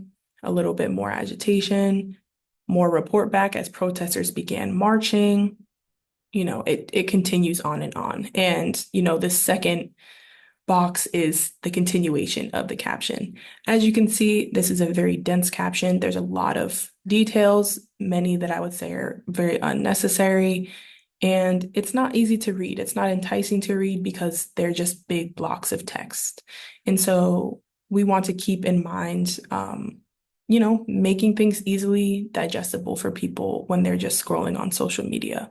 You can consider doing things like using local hashtags. If your city has like certain hashtags that people might go to, like city protests, city events. And, definitely feel free to use emojis, but with a purpose. You don't want to overdo it. You don't want to make things come off as unprofessional. But if you are pointing people to links, if you're pointing people to demands or a list type format of things in the caption, you should feel empowered to use some emojis to make them stand out a little bit more. Now, there's a couple considerations when thinking about writing captions for events or writing captions for protests. For events, the main through line of, deciding what you want to put in the caption is thinking about what's the draw. You can start the caption with something strong, maybe posing a question to the reader that highlights what the educational event will cover. In this example, comrades are hosting a teach-in about abortion and, including different artistic and cultural workshops as well as political orientation. And so they started the caption with, "How do we fight back against the staggering assault on women in the working class as a whole?" It piques people's interest. It makes people want to ask more, like, how do we fight back? You can follow up with another question. How do we wage a fight that can defend our rights and win? What do we do on a local level towards this end? It's kind of a logical flow of questioning and leading people to want to, find out more information, feel enticed and drawn to come to this event to learn more. You can use, again, emojis to highlight engaging components of the event. So you can see very simply in this very short and concise caption that at this event, there will be political education, there will be a banner workshop, and there will be screen printing. So boom, we already know that it's going to be an enticing event. There's going to be a lot of different activities and elements to it. And then you can also, if you are using a registration link of some sort, you can again use emojis and make things like that or other important details stand out in the caption. But instead of having a long caption for this event that goes into, we will do this and we will do that, and there will be this and there will be that, comrades got the point across very quickly and allows people to get to the point. For protests, the through line of, what we want to highlight in the caption is, why is this protest urgent? And so we always want to include key facts about the issue. What are the actual politics of the issue? Again, practicing again how to whittle down your words, say what you want in the shortest amount of words is a skill, and you have to continue to practice it. But I think is a very important skill when it comes to calling people to action for a protest, because we don't want to give the entire context of a whole issue every time we have a protest, but we want to get the point across and be clear and concise and make people care. It's always a good idea when highlighting a protest to include the demands of the protest. For this major day of action in Washington, D.C., the Answer Coalition posted about. There's some details about what the ongoing demands have been. For more than 9 months, the people of the U.S. and beyond have demanded an end to the U.S. support of Israel's genocide in Gaza. Enough is enough. Even that doesn't share every single demand. And free Palestine, and end the genocide, and end the siege. Sometimes that's necessary, but sometimes it's easier and more simple to just have an all-encompassing sort of political demand that's being put out. Again, it's a good idea to use emojis to make things that are important details stand out, like the date, the time, the location, and any other important information. And lastly, on the question of militant journalism and local statements, how do we write our statements for social media well, strong, and make them, shareable, make people want to circulate them? Over recent years, the party has transitioned from emphasizing, having comrades write articles on local militant journalism and other types of event report backs and putting them on Liberation News to instead utilizing local social media pages to do so. Ultimately, this way, they're going to get more circulation. They're not an extraneous link that people need to follow to read, but instead, get the point across in a couple of slides on social media. Again, the through line here is that we want to make our statements concise. What is the important information for our audience to know? What is the briefest and sharpest way that you can say that? And again, even with a statement, we want to start strong, make sure that the title of the statement is hard hitting. Sometimes if you think about how it can be more clickbaity and make people want to learn more, that's a good way to get people to want to slide and not just be, a boring statement on XYZ issue, but how is this actually impacting people's lives? Why should people care about this statement? And, in addition to the title of the statement, you want to make your first sentence count always. And whether that is a short little blurb that's included along with the title and then, a swipe for more type of deal, or if it's just at the beginning of the statement overall, that's up to you, but nonetheless is a really important hook. I mean, just think back to, your high school English class when you're learning about how to hook people. The same thing goes for political writing, for our local branch pages, especially for something like politics. We need to make it enticing for people to want to continue to read on social media because social media isn't always the place where people are going for politics. And so we want to make it something that people want to engage with. And a very important tip for your militant journalism and local statements is to make sure that you use good photos and even video when it's relevant. We want to make our statements stand out. And sometimes if there's just a lot of block text on our page or on a particular graphic with no photos, it's not very enticing. Even if it means that you make the title a little bit smaller, the text a little bit smaller so that you can have a nice big bold photo on it, I think that's an important thing to weigh and can help in the long term. As always, if comrades have questions, need review or feedback on whether it's a caption or a local statement, please request a DM in the PSL social media updates chat on Signal, and a comrade will get back to you as soon as possible to help you get your statement or whatever it is up on social media as soon as possible.